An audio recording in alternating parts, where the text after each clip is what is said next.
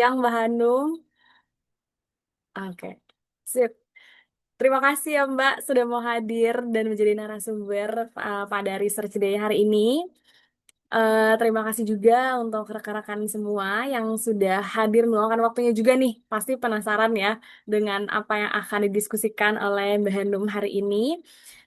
Perkenalan dulu kali ya, rekan-rekan semua. Perkenalkan, nama saya Khairunisa Fahira sebagai moderator yang akan memandu acaranya hari ini.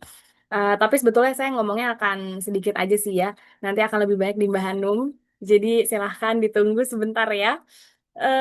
Nah, untuk sesi siang hari ini, sebelum kita mulai, eh, ada baiknya mungkin dulu kali ya apa aja yang akan kita lakukan hari ini supaya rekan-rekan juga nggak bingung. Jadi untuk hari ini pastinya nanti akan ada ya dari Mbak Hanum dan selama pemaparan materi. eh, Oke, suara saya dengar ya? Oke, jadi ada notif connectionnya unstable. Oke, jadi pemaparannya nanti akan dilakukan oleh Mbak Latifah Hanum langsung. Kalian untuk matikan mic-nya atau audionya ya, supaya tidak ada suara yang bocor dan kita bisa sama-sama fokus mendengarkan pemaparan materi yang di-share oleh Mbak Hanum nanti. Lalu juga selama kegiatan berlangsung, panitia akan record atau rekam keberlangsungan acara. Nanti rekamannya akan dikirimkan juga nih untuk rekan-rekan sekalian melalui email. Dan kalau misalnya selama materi nanti ada pertanyaan, boleh banget dicatat dulu, disimpan untuk nanti ditanyakan ketika sesi Q&A. Atau kalau mau langsung di drop di kolom chat juga nggak masalah, nanti saya akan pantau juga kolom chatnya. Jadi silahkan disampaikan aja pertanyaan-pertanyaan yang rekan-rekan punya. Atau kalau misalnya ketika nanti sesi tanya jawab mau ditanyakan secara langsung on mic gitu ya, dibicarakan langsung ke Mbak Hanum boleh nanti di raise hand dulu aja supaya kelihatan sama saya, supaya saya bisa tunjuk orangnya gitu ya, dan bisa di on mic dulu sebelum ngomong. Lalu juga peserta yang mengikuti kegiatan hingga akhir sampai selesai dan nanti mengisi link survei yang akan dikirimkan panitia di akhir acara akan mendapatkan e-sertifikat ya. Dan e-sertifikat itu akan dikirimkan bersamaan dengan materi dan link rekaman hari ini ke email yang sudah rekan-rekan daftarkan saat mengisi form pendaftaran. Jadi silahkan stay sampai akhir, ikuti sharing sessionnya sampai akhir dan isi link formnya supaya bisa dapat e-sertifikatnya. Lalu jangan khawatir karena kan kegiatan Research Day hari ini bukan yang terakhir ya tentunya. Jadi silahkan nanti dipantau aja media sosial Fakultas Psikologi UI untuk kegiatan-kegiatan berikutnya. Begitu kurang lebih apa aja yang akan kita lakukan hari ini. Dan pasti udah pada nggak sabar ya untuk langsung mendengarkan materi dari Mbak Hanum. Tapi sebelum mulai, saya kenalkan dulu ya, Mbak Hanum ini siapa sih? Mungkin sudah banyak ya Mbak yang kenal dengan Mbak Hanum ya, saking terkenalnya Mbak Hanum. Tapi mungkin ada juga yang baru join. Jadi saya kenalkan dulu sekilas tentang Mbak Hanum. Mbak Latifah Hanum atau biasa disapa Mbak Hanum ya, adalah salah satu dosen psikologi di Fakultas Psikologi UI. Beliau ini adalah psikolog, psikolog klinis dewasa, dan juga salah satu peneliti di kelompok riset Family Studies atau studi keluarga Fakultas Psikologi UI, yang mana memang spesialisasinya adalah di geropsychology atau psikologi lanjut usia. Dan beliau ini baru aja menyelesaikan PhD-nya in Psychology, Doctor of Philosophy in Psychology atau S3-nya. Selamat ya Mbak Handum dari the University of Queensland, Australia. Dengan spesifikasi yang sama juga, yaitu psikologi lanjut usia. Judul disertasinya adalah Understanding Intergenerational Co-Residence in Indonesia, a Mixed Methods Investigation. Jadi sesi hari ini sebetulnya ingin share hasil penelitian Mbak Hanum ya Mbak ya, selama melanjutkan S3 gitu. Jadi pastinya akan sangat menarik dan mungkin akan relate juga nih untuk kita-kita para dewasa ya, yang mungkin beberapa ada yang masih tinggal sama orang tua juga. Jadi tanpa menunggu lama-lama lagi, langsung saja kita serahkan sesinya kepada ahlinya ya. Mbak Hanum, silahkan Mbak dipersilahkan untuk sharing risetnya. Terima kasih Farah untuk perkenalannya. eh saya izin share screen sebentar. Udah kelihatan belum ya? Sudah Mbak, udah masuk. Udah ya. Oke. Em, ya, selamat siang. Selamat siang ya sekarang ya. Iya. Selamat siang teman-teman semua. Salam kenal. Nama saya Latifah Hanum. Dan seperti yang Farah bilang, saya baru saja menyelesaikan S3 saya beberapa bulan yang lalu. Dan ini sebetulnya adalah satu apa ya, mungkin apa yang akan saya presentasikan hari ini tuh adalah temuan juga insight saya dari melakukan salah satu studi dalam apa namanya, penelitian proyek S3 saya gitu. Jadi secara umum sebetulnya S3 saya kan pengen melihat bagaimana sih dinamika relasi orang tua dan anak yang tinggal dalam satu rumah.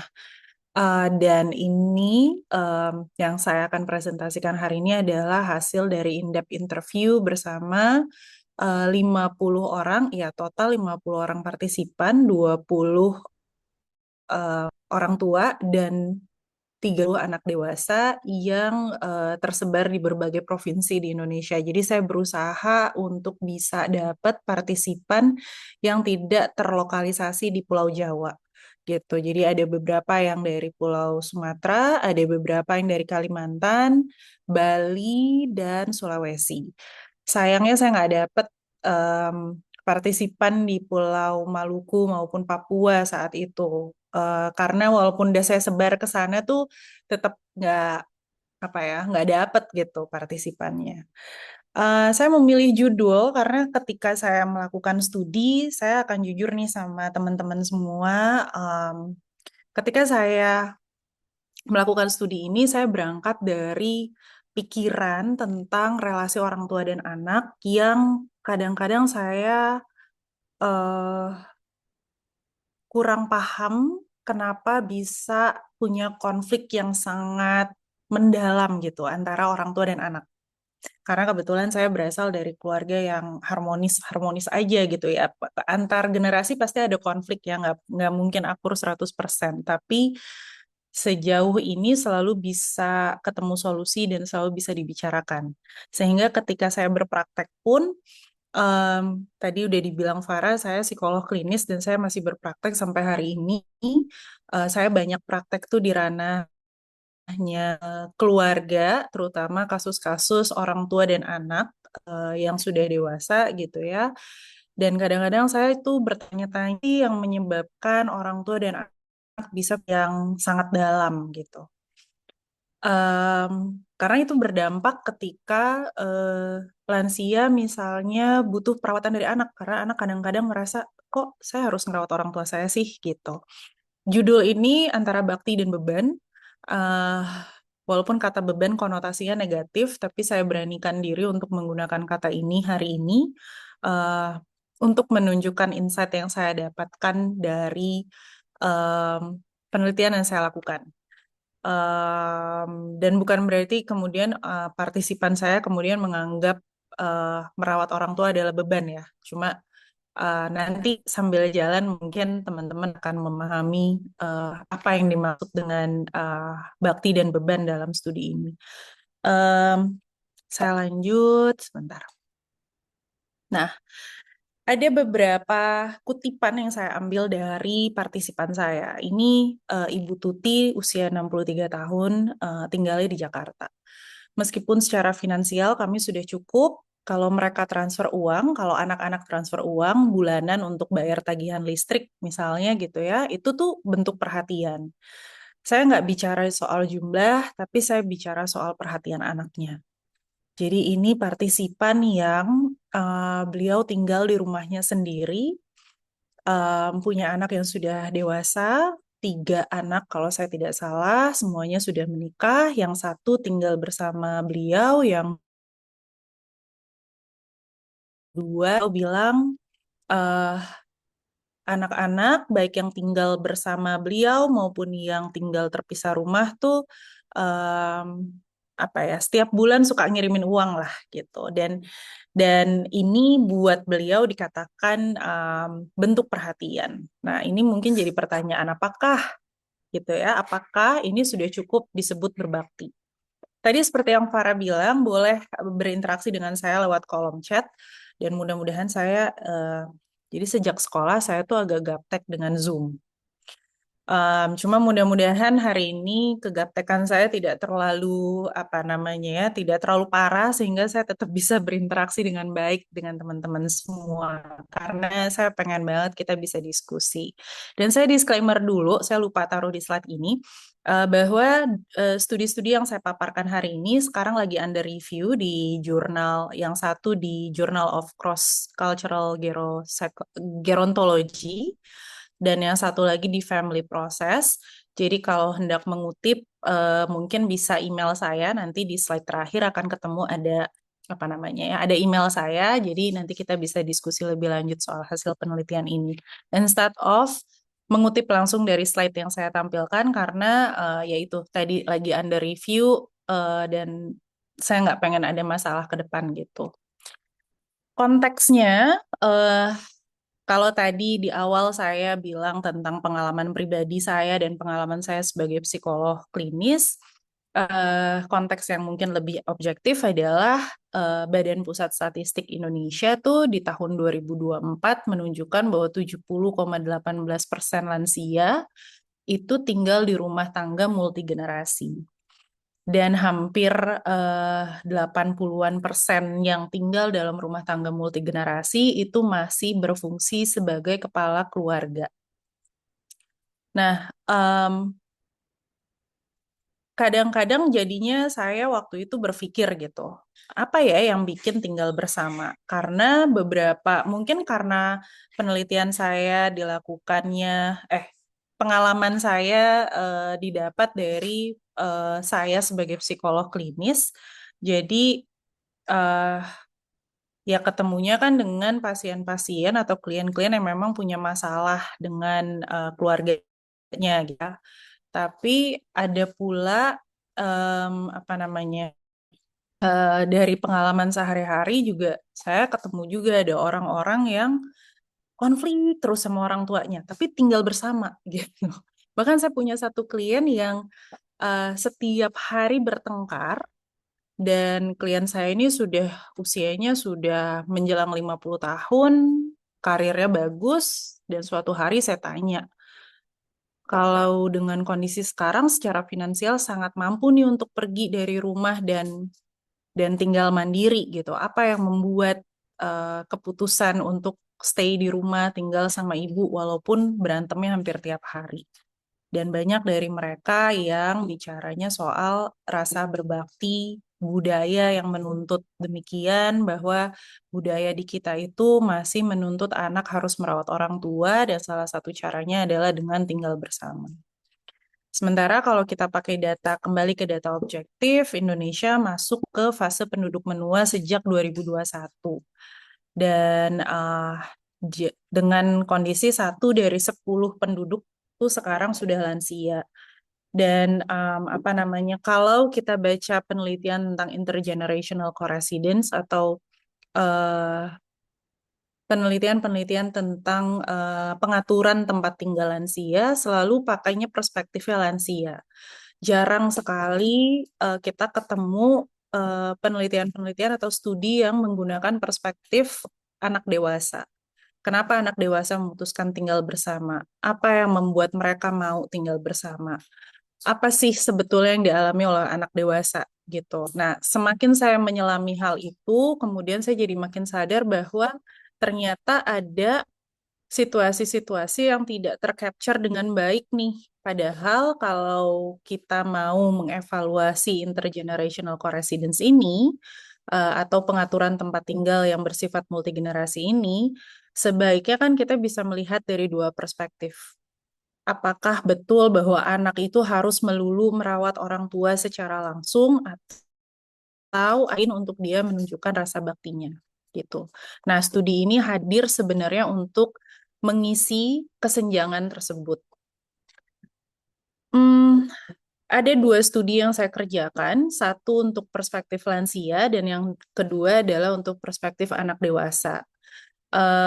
Tadi saya udah sempat singgung di depan, ada 20 lansia dari berbagai wilayah Indonesia, ada dari Sumatera Barat, Sumatera Utara, Pulau Jawa tuh Jakarta, Surabaya, Semarang, lalu di dapat dari Kalimantan Timur, dari Kalimantan Selatan, bentar Selatan, iya.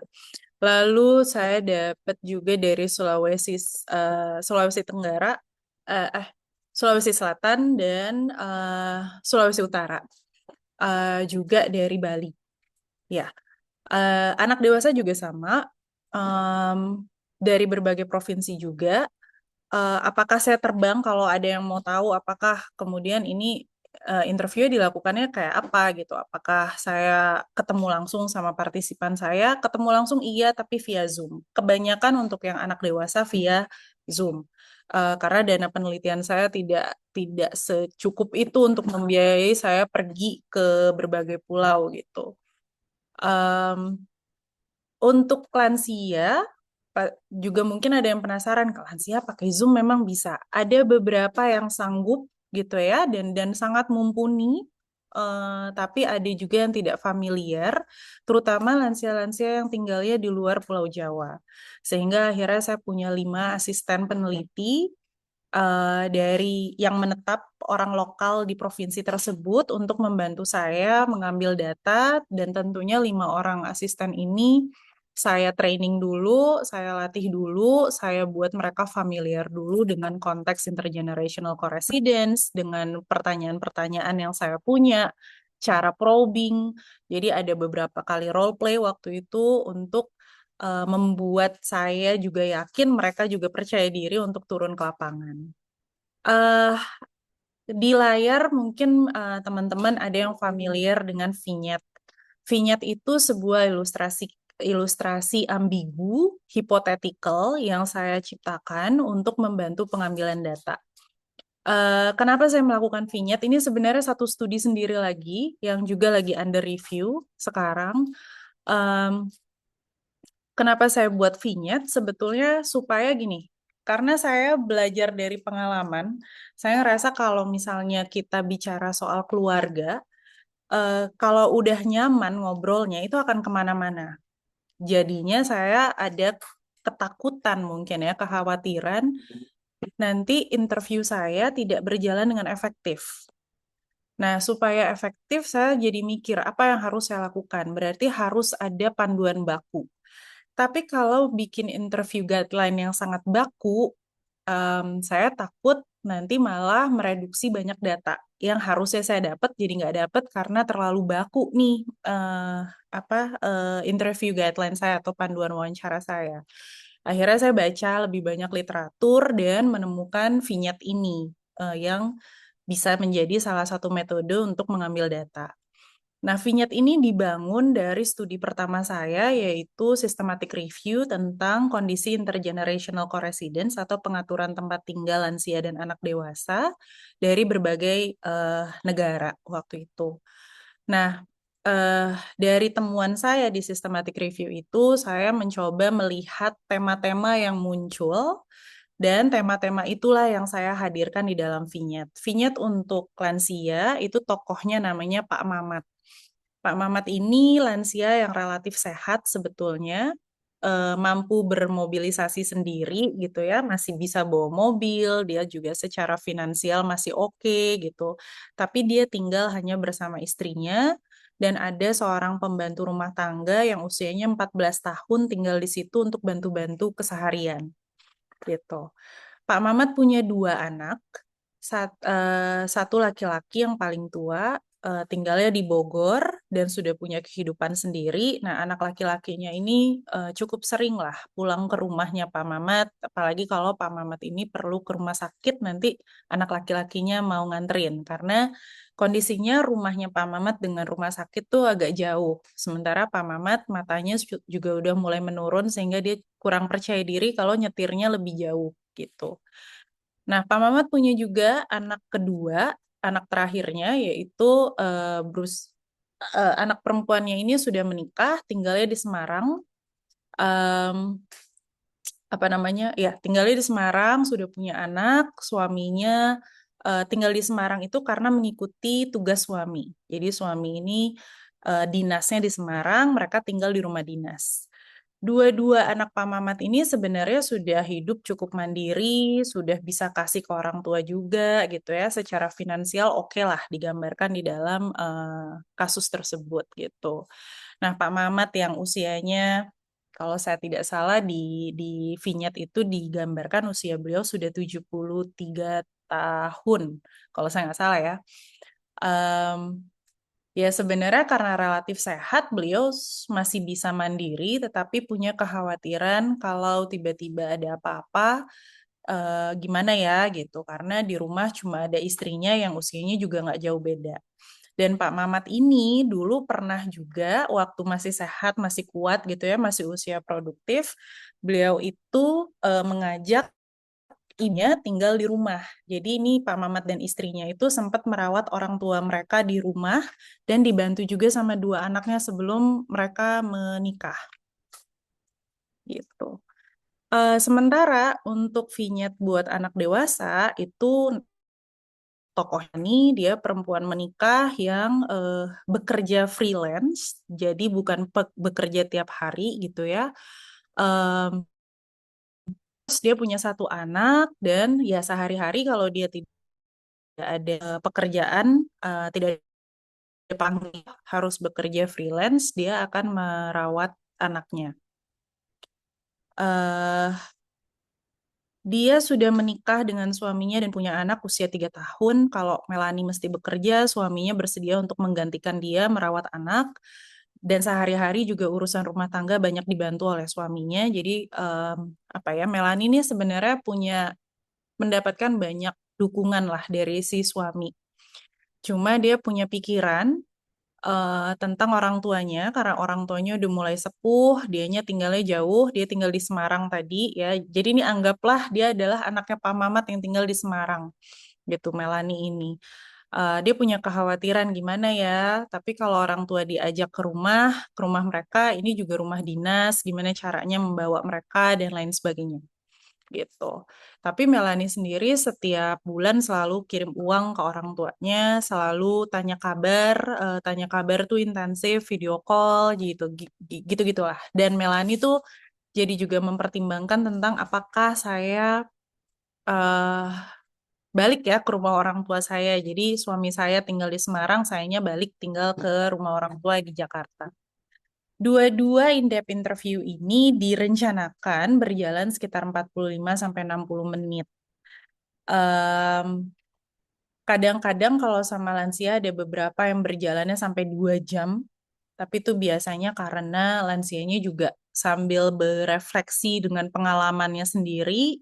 Sementara kalau anak dewasa tuh lebih sharp biasanya, lebih apa namanya, kadang-kadang 30 menit tuh udah selesai gitu dengan interview guideline yang isinya adalah kira-kira si tokoh dalam vignette ini akan tinggal bersama nggak? Kalau iya, kenapa? Kalau enggak, kenapa? Jadi di situ ketika menjawab, partisipan tuh bisa berefleksi terhadap pengalamannya sendiri. Bahkan ada beberapa partisipan yang baru baca vignette-nya aja udah nangis duluan gitu. Saya nggak tahu ya kalau misalnya mereka nangis sih, biasanya saya akan kasih mereka waktu dulu untuk menetralisir emosi dan kalau ditanya kenapa nangis, eh, biasanya mereka ceritanya adalah karena ingat eh, kisahnya sendiri sama orang tua atau karena ingat keputusannya untuk tinggal sama orang tuanya dan lain sebagainya gitu. Atau sekedar karena sedih ngelihat kisah kayak gini gitu. Padahal sebenarnya kisah ini tidak dibuat untuk bikin orang sedih gitu ya. Nah, dari hasil interview, saya menemukan ada 5 faktor yang kelihatan gitu ya, atau 5 tema. Karena ini interview, jadi mungkin istilah yang lebih tepat adalah 5 tema yang ditemukan gitu. Tema yang pertama tuh tanggung jawab filial atau filial responsibility atau mungkin tanggung jawab dalam menunjukkan rasa berbakti. Kita tinggal di Indonesia dengan value atau nilai di mana kita harus mengutamakan kebutuhan orang tua gitu. Mungkin tidak seperti masyarakat Cina di negara Cina sana yang memang dari kecil mereka punya banyak sekali cerita-cerita yang em, apa ya, yang menunjukkan bahwa orang tua itu adalah prioritas. Jadi misalnya kalau ada satu keluarga yang hidupnya susah, kemudian cuma ada satu piring nasi. Nah, satu piring nasi itu harus dibagi dan mungkin tidak semua orang kebagian, maka orang nomor satu yang harus makan tuh siapa? Itu adalah orang tua. Justru generasi ketiga di keluarga itu yaitu anak-anak yang masih kecil mungkin ya kalau digambarkan kan generasi pertama adalah kakek nenek, generasi kedua yang usia produktif, generasi ketiga adalah anaknya gitu ya. Si anak ini bukan prioritas nanti dulu gitu. Sementara kalau di kita mungkin masih ada kebingungan, makanya kita pernah punya fenomena sandwich generation di mana yang usia produktif bingung siapa yang harus diutamakan. Kita punya dilema seperti itu dibandingkan misalnya masyarakat Cina di negara Cina sana. Nah, tanggung jawab filial ini terkait dengan budaya dan agama.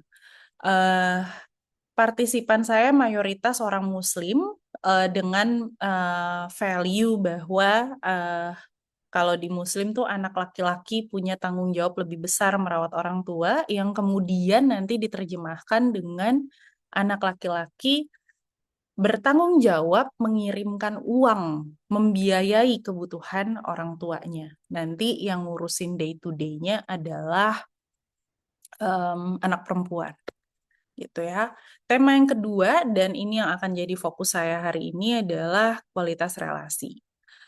Em, Menantu kualitas relasi itu tidak hanya bicara kualitas relasi anak dan orang tua, tapi juga kualitas relasi antara orang tua dengan menantunya, lalu kualitas relasi kalau dari perspektif anak, mereka juga menimbang bagaimana keluarga besar dari pasangannya melihat keputusan untuk mengajak orang tua tinggal di rumah. Misalnya, saya sudah menikah, saya ngajak ibu saya tinggal sama saya tuh akan menimbang bagaimana nanti mertua saya, lalu kakak-kakak, adik-adik ipar saya, gitu ya, menilai keputusan itu. Karena salah satunya adalah pencari nafkah utama di Indonesia masih laki-laki. Kalau saya menginvite ibu saya ke rumah, berarti ibu saya akan dibiayai oleh suami saya eh, kebutuhan sehari-harinya. Itu itu jadi pertimbangan bagi anak dewasa. Itu yang bukan juga gitu. Tapi kalau orang tua biasanya fokusnya adalah eh, anak anak menantunya ini saya bisa akur nggak sih gitu. Em, dengan anak menantu saya gitu ya. Lalu tema yang ketiga adalah status pernikahan. Status pernikahan juga mempengaruhi baik lansia maupun anak dewasa. Kalau sudah menikah, rata-rata baik lansia maupun anak dewasa, kalau sudah menikah, rata-rata lebih kepingin untuk lepas. Lebih baik tinggal masing-masing. Orang tua juga kalau anaknya sudah menikah, lebih baik udah keluar dari rumah gitu. eh Mungkin ada yang bertanya-tanya, terus gimana kalau orang tua, misalnya si anaknya udah punya cucu, biasanya kan cucunya yang nggak, udahlah kamu udah punya cucu, tinggal di rumah mama aja gitu ya. Dalam penelitian saya itu nggak kelihatan. Jadi saya nggak bisa bilang iya atau enggak soal itu, tetapi yang jelas ketika lansia masih punya pasangan, mereka akan berpikir untuk tidak tinggal bersama dengan anaknya. Anak sudah menikah juga mulai tidak berpikir untuk tinggal bersama orang tuanya, gitu. Kalau bisa. Kembali lagi jawabannya adalah kalau bisa karena juga akan dipengaruhi oleh kondisi keuangan, kemandirian dan saling mendukung. Lansia dan kebetulan Dan mungkin juga dari data di Badan Pusat Statistik memang menunjukkan bahwa lansia itu lebih makmur hidupnya daripada generasi kita nih, generasi produktif gitu ya. Walaupun mereka udah pensiunan dan lain sebagainya, pada zaman mereka usia produktif kayaknya bisa menabung, bisa bisa punya aset gitu ya, sehingga em, lansia-lansia yang berhasil saya kontak itu adalah lansia-lansia yang walaupun udah pensiunan tapi rata-rata punya rumah sendiri. Nah, sama kayak data yang saya temukan juga di BPS yang tadi. Hampir dari 70-an persen yang tinggal dengan anaknya, 80-an persennya tuh tinggalnya di rumah mereka sendiri. Jadi mereka sih yang punya rumah. Dan memang karena saat ini juga untuk generasi produktif punya rumah tuh sangat menantang gitu ya.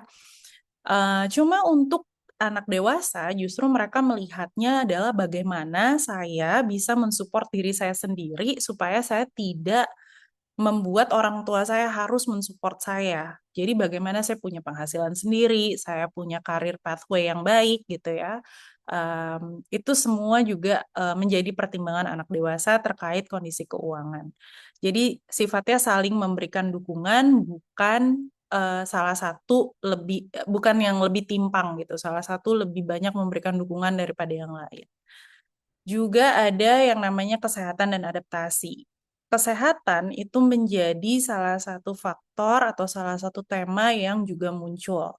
Kenapa? Karena baik orang tua maupun anak akan mempertimbangkan seberapa sehat mereka untuk bisa beradaptasi di dan seberapa sehat mereka dengan kondisi rumahnya. Jadi kalau mereka tidak begitu sehat sehingga membutuhkan banyak layanan kesehatan, misalnya sebulan tuh bisa beberapa kali ke rumah sakit, mereka mungkin akan memilih tinggal di rumah yang paling dekat dengan fasilitas kesehatan. Jadi kalau misalnya orang tua diajak pindah sama anaknya di rumah yang lebih nyaman, tapi rumah itu misalnya harus pakai mobil misalnya untuk mengakses rumah sakit, mungkin mereka belum tentu mau. Karena rumah mereka sendiri misalnya cukup jalan kaki nyampe puskesmas gitu ya. Walaupun itu puskesmas dan komparasinya dengan apa namanya rumah sakit, tapi mereka memilih yang accessible, yang aksesnya bisa yang fasilitas kesehatannya bisa saya akses secara mandiri. Kemandirian itu penting pada lansia. Jadi mereka bukan berarti kalau mengiyakan tinggal sama anak, terus mereka berserah, mereka minta diurusin, mereka maunya anak ngerawat mereka terus-terusan, enggak. Terutama dalam apa namanya dalam hasil interview saya nggak menemukan lansia yang begitu. Dan bagi anak, mereka juga mempertimbangkan kemampuan orang tua untuk bisa beradaptasi. Jadi ada anak-anak yang bilang kalau memang mau nih si tokoh Melani ini mengajak orang tuanya tinggal sama-sama, kenapa enggak dari sekarang ketika orang tuanya sehat, supaya ketika misalnya nanti orang tuanya sakit, mereka sudah terbiasa dengan lingkungan rumah yang baru itu. Jadi tidak lagi ketika sakit harus adaptasi juga gitu. Jadi adaptasinya dimulai lebih dulu. Em, ini kalau saya lihat di kolom chat nih saya sambil jawab aja nggak apa-apa ya. Ada Boleh, Mbak Mbak. Citra yang nanya, apakah artinya sandwich generation itu khas Indonesia? Karena tadi saya singgung sedikit tentang sandwich generation. Saya nggak tahu, saya nggak bisa bilang 100% itu khas Indonesia, karena saya yakin sebetulnya di negara-negara barat yang kita duga individual, individualismenya kuat, ternyata juga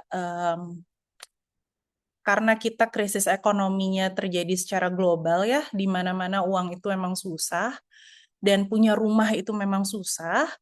Jadi banyak juga di luar sana yang mengalami sandwich generation ini.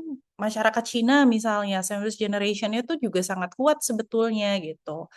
Em, di Eropa Timur banyak sekali rumah tangga multigenerasi.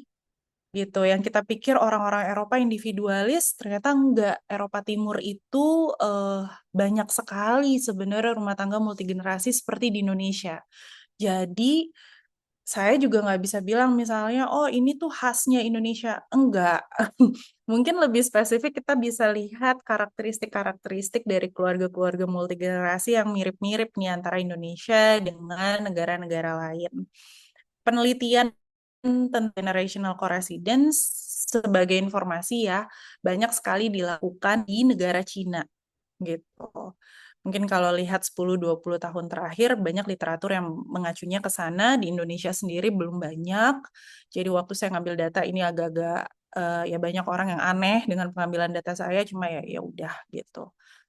Em, Terus ada Bapak Nurfianto, kaitan studi tersebut dengan kondisi kemiskinan struktural atau ada dorongan lain dalam konteks sandwich generation. Iya, apa yang saya jelaskan nanti tentunya tidak akan bisa terlepas dari situasi eh, negara kita saat ini gitu ya. Karena misalnya kayak kondisi keuangan yang tadinya saya pikirkan rakyat Indonesia itu kan pernah punya, saya bilangnya pernah punya ya. Setelah penelitian ini, akhirnya saya pikir kayak pepatah itu hilang deh. Makan nggak makan asal ngumpul. Uh, Sementara dalam penelitian saya, pepatah itu bukan tidak keluar. Mereka bilang, iya dulu kita punya pepatah makan nggak makan asal kumpul, tapi itu tidak realistis sekarang. Kita perlu makan. Dan kalau perlu makan itu, dan kalau karena saya perlu makan, kemudian ini ada orang tua ya, partisipan orang tua saya yang bilang, dan karena kalau perlu makan itu resikonya adalah saya melepas anak saya pergi cari nafkah di pulau lain, kebetulan partisipan saya tinggal di Kalimantan, dia bilang, gak apa-apa, anak saya harus hidup. Kalau anak saya tinggal sama saya, tapi dia tidak punya karir, dia tidak punya penghasilan, saya lebih merasa gagal lagi gitu. Jadi ada rasa ketika anak bisa tumbuh mandiri, itu juga membuat orang tua merasa berhasil sebagai orang tua. Itu lebih utama daripada kebutuhan sendiri tentang, aduh saya butuh dirawat nih sama anak saya butuh di diperhatikan sama anak saya karena akhirnya mereka bisa melihat bentuk perhatian dan bentuk bakti itu dalam em, cara yang lebih luas. Nah, ini saya bahas satu-satu yang saya pikir relevan deh, kayaknya untuk di-highlight gitu ya, pembahasan, karena temuannya sebenarnya cukup banyak, tapi saya coba kerucutkan. Tanggung jawab filial atau ekspektasi yang ada. Em, pada pada anak dan orang tua, mereka tuh sama-sama punya kesadaran terkait filial piety atau filial responsibility atau tanggung jawab untuk menunjukkan rasa bakti. Orang tua punya ekspektasi anaknya menunjukkan rasa bakti dengan memberikan perawatan kepada mereka, dan kalau bisa merawatnya secara langsung ketika mereka sakit, anaknya di rumah, ketika mereka butuh ke rumah sakit, anaknya bisa nganterin, itu ideal banget gitu. Tetapi kan pertanyaannya, kalau anaknya nggak bisa melakukan itu, apakah nggak berbakti? Ternyata mereka juga tidak melihat begitu gitu. Tadi ya, karena mereka bisa melihat bahwa ya anak saya kan punya kehidupan yang lain, dan ketika mereka dewasa banyak sekali hal-hal yang harus mereka lakukan dan tidak bisa saya mengunci mereka karena kebutuhan saya gitu. Itu pada lansia.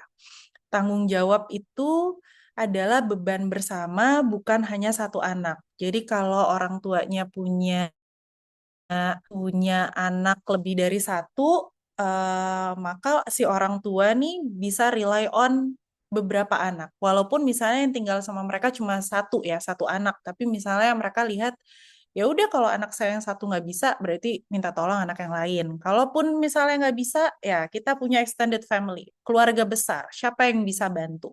Dan ketika misalnya kita dapat bantuan dari keponakan, dari tetangga, bukan berarti kemudian orang tua tuh nanti akan ngecap, oh anak saya tuh tidak berbakti karena saya akhirnya diantarnya sama tetangga saya. Ternyata nggak gitu, tidak sesempit itu gitu ya. Seperti misalnya nih, Ibu Tuti lagi dia bilang kalau saya mau tinggal sama anak-anak ya saya harus diskusi dan bikin kesepakatan tentang kemungkinan yang bisa terjadi, tentang ekspektasi dia. Ada orang tua yang pengennya sama anak perempuannya walaupun tiap hari berantem dan dia lebih dekat sama anak laki-lakinya, tapi dia bilang enggak, kalau tinggal sama-sama saya maunya sama kamu aja, sama anak perempuan saya. Tapi ada orang tua yang enggak, saya pengennya sama anak laki-laki saya aja. Enggak apa-apa, Bu. Mengingat ada menantu nanti. Enggak apa-apa. Menantu saya sayang kok sama saya. Menantu itu juga anak saya. Jadi saya terima menantu saya apa adanya. Ada juga orang tua yang begitu gitu ya. Dalam partisipan saya yang mungkin cuma 20, tapi ternyata saya dapat variasi yang cukup beragam lah. Tapi pada anak dewasa, mereka juga bukan tidak menyadari bahwa ada ekspektasi sosial tentang em, apa yang diharapkan dari mereka, gitu. Apalagi kalau ketika mereka tumbuh, mereka melihat bagaimana peran merawat orang tua itu dilakukan oleh orang tuanya. Jadi bagaimana misalnya anak belajar dari bagaimana orang tuanya merawat kakek neneknya. Mungkin tidak perlu tinggal sama-sama. Ada satu partisipan saya yang bilang, kami nggak tinggal sama dengan kakek nenek, tapi ibu saya itu kalau udah hari Sabtu, dia pasti pagi-pagi itu sudah mengemas banyak barang. Ini partisipan saya tinggalnya di Pekanbaru waktu itu. Dia bilang, saya ingat ibu saya tuh udah ngemas banyak barang. Kami pulang ke Padang, jalan darat, hari Sabtu pagi, ibu bawa makanan, kadang-kadang bawa kain, kadang-kadang juga bawa apa yang di rumah dibawa. Kadang kadang bawa dandang, isinya kosong, jadi bawa pancinya aja gitu. Buat apa? Buat dibawa ke nenek gitu. Eh, ngisi ngisi dapurnya nenek. Nanti hari Minggu siang kami pulang kembali ke Pekanbaru gitu. Itu em, kisah itu, pengalaman itu kemudian menjadi satu nilai yang tertanam pada diri partisipan saya bahwa kita tuh harus merawat orang tua loh gitu. Atau ya sekedar ekspektasi sosial tadi, kayak Kaila di sini dia bilang kayak anak laki-laki yang tinggal, kalau anaknya laki-laki yang tinggal, orang akan tanya, kenapa Melanie nggak tinggal? Di situ ada stigma. Atau sekedar, bahkan saya sendiri tuh kadang-kadang terima stigma itu.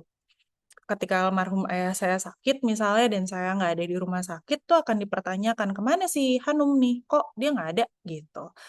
Padahal mungkin ya buat orang tua saya, ya saya jelas perginya kemana, lagi nggak bisa dan sebagainya dan mereka oke dengan itu. Tapi untuk orang lain ada stigma yang dikenakan. Kok kamu nggak ada, kok kamu nggak merawat, kok kamu ini pada anak perempuan.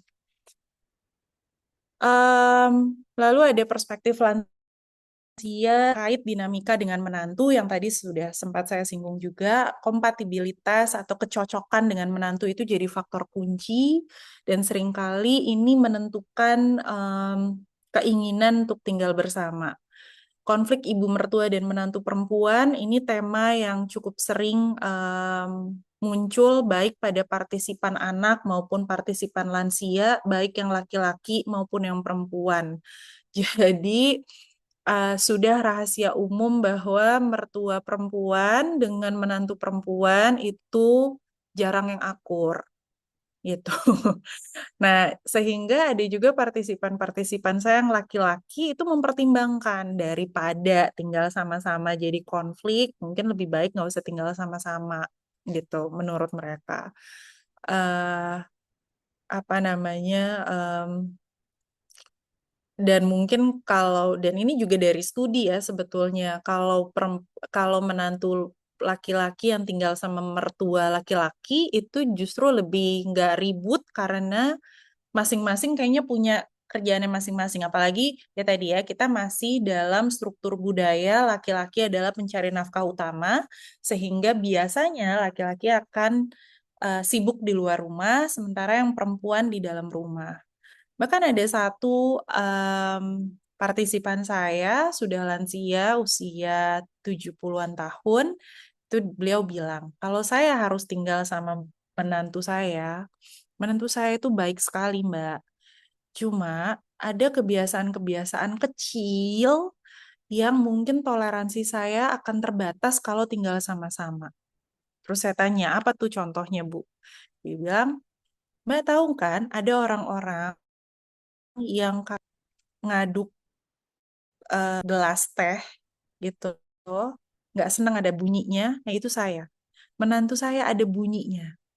Jadi walaupun saya udah bilang pelan-pelan misalnya, tapi mungkin karena itu kebiasaan, jadi ya akan berulang. Nah, kebayang nggak kalau saya tiap pagi misalnya harus dengar suara adukan itu, saya pasti akan marah. Sebaik-baiknya saya pasti akan marah. Jadi si ibu memang dari awal udah bilang kalau nanti apa namanya anak-anak saya sudah menikah semua. Kebetulan waktu itu beliau masih tinggal sama anaknya yang paling kecil dan belum menikah. Ini yang dia bicarakan adalah menantunya dari anak yang paling tua. Nah, jadi beliau memang waktu itu ketika em, anak anak pertamanya ini menikah gitu ya, beliau memang udah bilang sama anaknya supaya jangan terlalu lama tinggal di rumah, tinggallah dan bangun rumah tangga sendiri gitu. Karena itu tadi menghindari konflik yang seringkali membuat anak laki-laki kejepit di tengah. Dan ini adalah respon lansia yang saya wawancarai. Mereka secara sadar menyatakan bahwa mereka tidak mau membuat anak laki-lakinya terjepit di antara konflik itu, gitu. Dan ya, tadi yang saya singgung, menantu laki-laki hidupnya jadi lebih mudah gitu. Karena memang baik partisipan maupun studi-studi terdahulu ketika saya mengulas hasil studi saya menunjukkan bahwa konflik dengan menantu laki-laki itu lebih jarang kelihatan daripada konflik antara mertua dengan menantu perempuan. Lalu perspektif anak dewasa menyatakan tekanan keluarga besar itu juga signifikan mempengaruhi keputusan untuk tinggal bersama atau tidak. Ini yang tadi saya sebutkan. Keputusan itu tidak dibuat sendiri karena ada pada beberapa keluarga yang kemudian menimbang bagaimana respons keluarga besar gitu. Bagaimana respons mertua saya kalau saya mengundang ibu saya tinggal sama saya atau bapak saya tinggal sama saya. Tadi, apalagi kalau pencari nafkah utama adalah yang laki-laki, sementara ini yang diundang adalah orang tua yang perempuan, gitu. Tapi dalam menghadapi ini, dalam menyikapi ini, biasanya dia para partisipan saya tuh punya dalam tanda kutip kesepakatan ya, walaupun mereka nggak ngobrol sih sebenarnya satu sama lain gitu, karena yang satu tinggal mana, yang satu tinggal di mana, tapi ada pola yang serupa. Mereka akan mereka akan diskusi dengan suaminya, dengan pasangannya yang jelas, dan itu yang khas Indonesia. Jadi partisipan perempuan akan meminta izin pada pasangannya, pada suaminya untuk mengundang orang tuanya tinggal bersama mereka. Dan kalau suami bilang tidak boleh, maka ya udah digugurkan keinginan itu. Um, ini beda dengan populasi Muslim di Eropa Timur misalnya, di mana mereka tidak pakai pertanyaan, orang tua laki-laki selalu akan tinggal bersama anak laki-lakinya, gitu. Jadi tidak ada pikiran membawa orang tua perempuan datang ke rumah anak perempuannya dan tinggal bersama gitu. Ternyata kita beda. Terus, oh ya balik. Jadi nanti si perempuan itu bisa punya bargaining power, punya daya untuk ber apa namanya ya, tawar menawar. Ibaratnya kasarnya kalau kamu nggak izinin saya bawa ibu saya tinggal sama kita, em, ya udah berarti nanti kalau kalau ibu kamu atau orang tua kamu kenapa-napa ya kamu urus aja sendiri, saya nggak mau ikutan gitu. Itu bisa tuh kasarnya kayak gitu. Dan itu minta izin, bukan for your information. Jadi beneran minta izin. Ekstrimnya kalau suaminya bilang nggak boleh, ya udah, em, berarti nggak boleh gitu. Karena imamnya kan suaminya. Tapi kalau misalnya suaminya bilang nggak boleh, nah mereka bisa bilang ya udah kalau gitu nanti juga orang tua kamu kenapa-napa jangan suruh aku, jangan bawa orang tuamu ke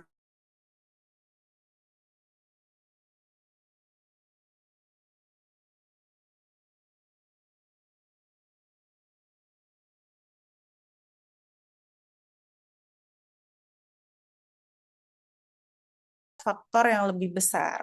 Bahwa ada saudara-saudara kita yang juga pengen kebagian merawat orang tua, sehingga kemudian akhirnya pembagian berapa bulan sekali orang tuanya dirotasi gitu. Berapa bulan sekali di rumahnya si A, berapa bulan sekali di rumahnya si B ya. Atau kadang-kadang orang tua yang ditanya, nih Bapak lagi sakit pengennya di mana gitu.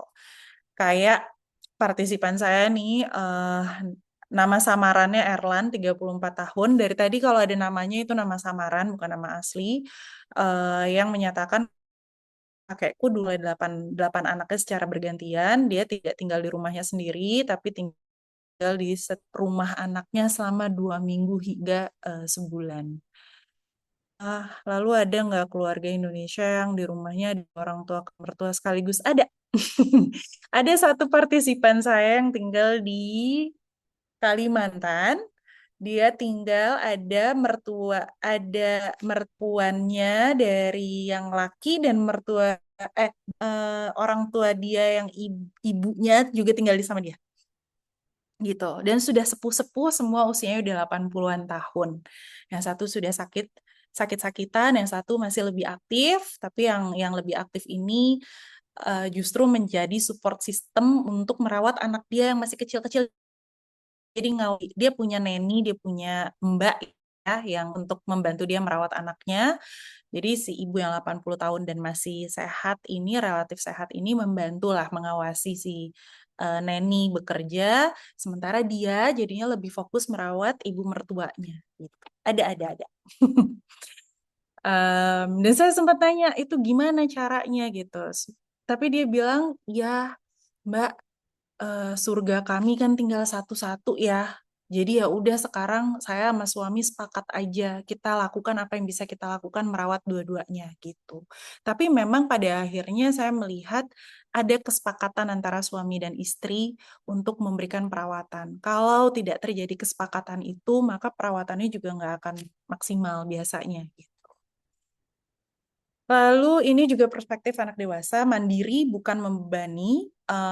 Anak dewasa tuh punya kekhawatiran kalau mereka misalnya balik ke rumah orang tuanya, walaupun misalnya bilangnya mau merawat orang tua gitu ya, tapi mereka tidak mau kembali itu seolah-olah kayak ya udah nih saya kan merawat merawat orang tua saya, ya timbal baliknya saya dibiayain dong hidupnya, nggak mau gitu. Ya, at least pada partisipan saya yang 30 orang itu, mereka semua berusaha untuk punya pekerjaan yang baik dan bisa hidup mandiri dan memang mengusahakan kemandirian itu supaya kembali ke rumah orang tua itu atau mengajak orang tua tinggal bersama itu bukan atas kebutuhan mereka, tetapi kebutuhan orang tuanya.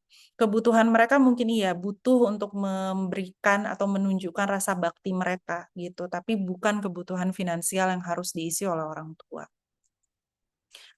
Em, dan bagi orang tua yang asetnya masih cukup banyak, ketika mereka sudah menua, itu biasanya lebih mudah tuh mengundang anaknya untuk tinggal sama-sama gitu.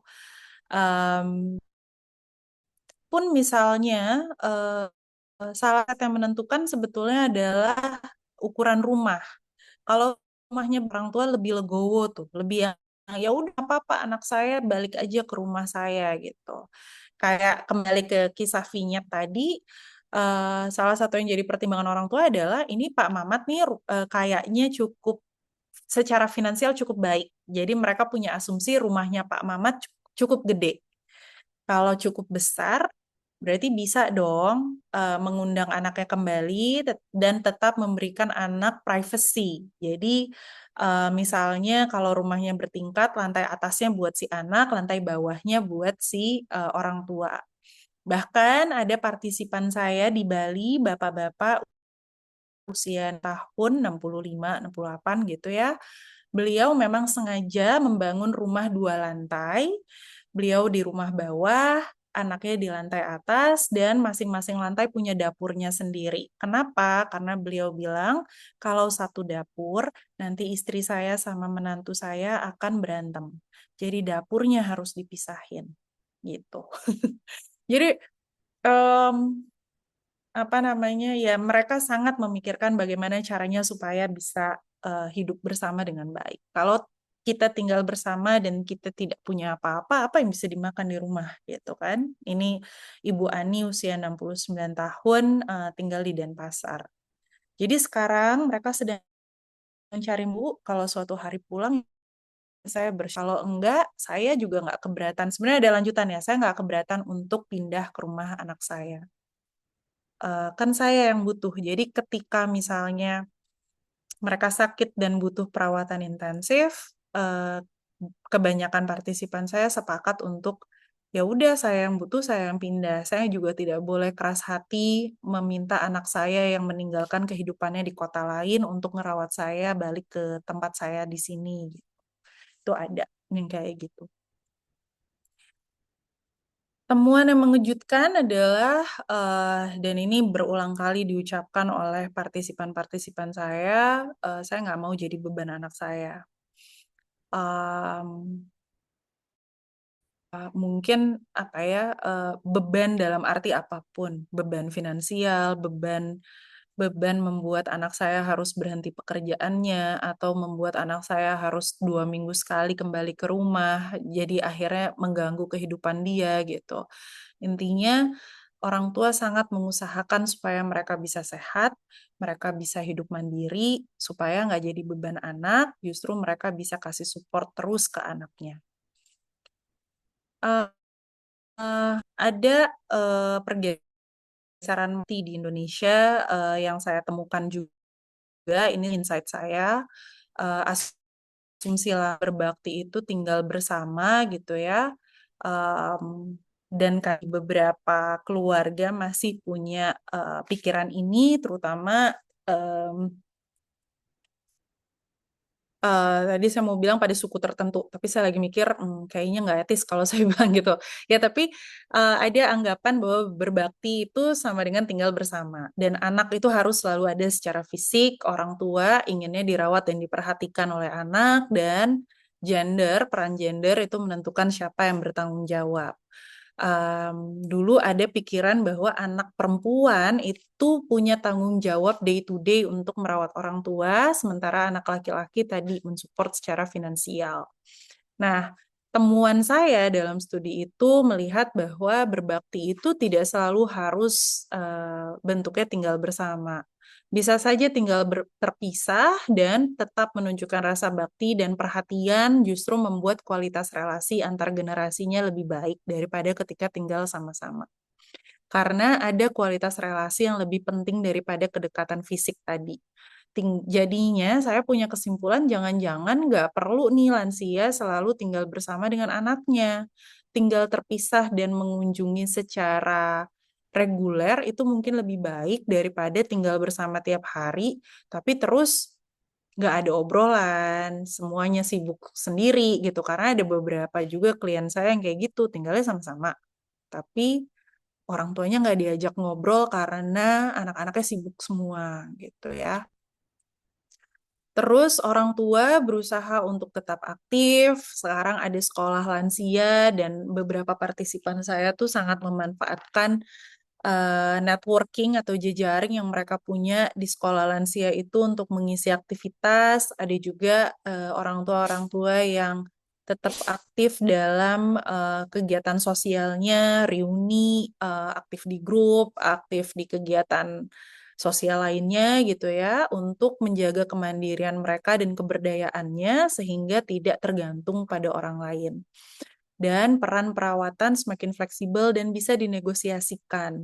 Jadi kayak jadi mama mau tinggal sama siapa? Itu dinegosiasikan sekarang, bukan lagi diatur berdasarkan gender, bahwa anak laki-laki atau anak perempuan yang harus lebih banyak merawat, tapi antar siblings, antar saudara kandung tuh bisa mendiskusikan siapa yang lebih bisa.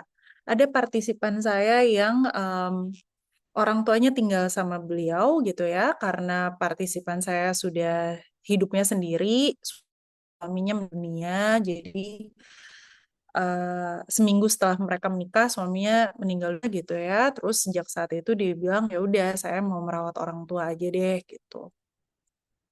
Nah, tapi dia bilang bukan berarti saya tuh bisa selalu nganterin orang tua ke dokter atau apa. Nah, biasanya akhirnya nanti em, abang atau adik yang melakukannya ketika misalnya saya sibuk. Tinggal saya ngomong aja. Nah, ngomong ini juga perlu karena kan semua dari kami punya kegiatan, dia bilang gitu.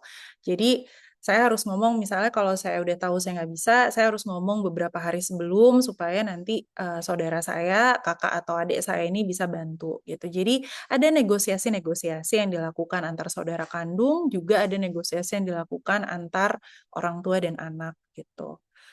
Juga relevan dengan kondisi orang tua dan lansia yang merawat anak mereka dengan penyakit kronis dan disabilitas. Karena ini studi kualitatif, rasanya perlu ada pendalaman lagi ya kalau situasinya berbeda.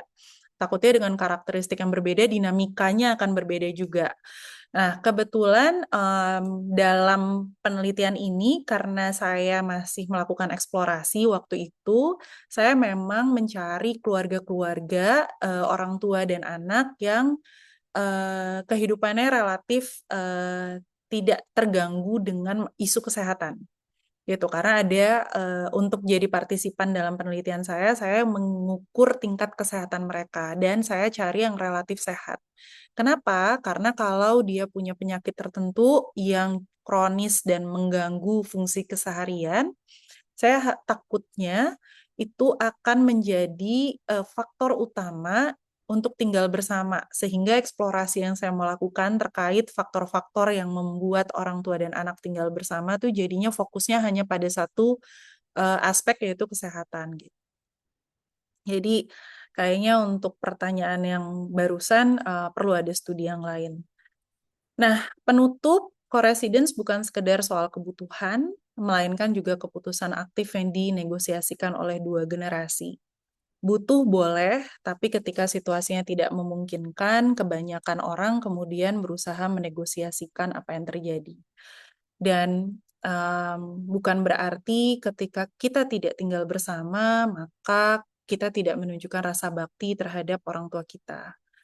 Saya ingat di hari ini 29 Mei adalah Hari Lansia di Indonesia dan dulu Menteri Sosial kita yang dulu era Bapak Jokowi itu senang sekali menghimbau keluarga-keluarga Indonesia untuk merawat lansianya di rumah gitu. Karena memang Indonesia masih punya stigma merawat lansia misalnya di panti werda atau di institusi atau tidak. Lansia tinggal sendiri itu masih masih dikenakan dengan stigma bahwa anak kurang merawat orang tuanya.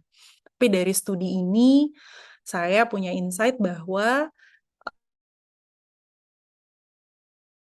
itu adalah hasil negosiasi anti bukan sekedar kewajiban budaya dan bukan sekedar kondisi finansial, tapi um, ini adalah negosiasi yang melibatkan kualitas relasi antar generasi.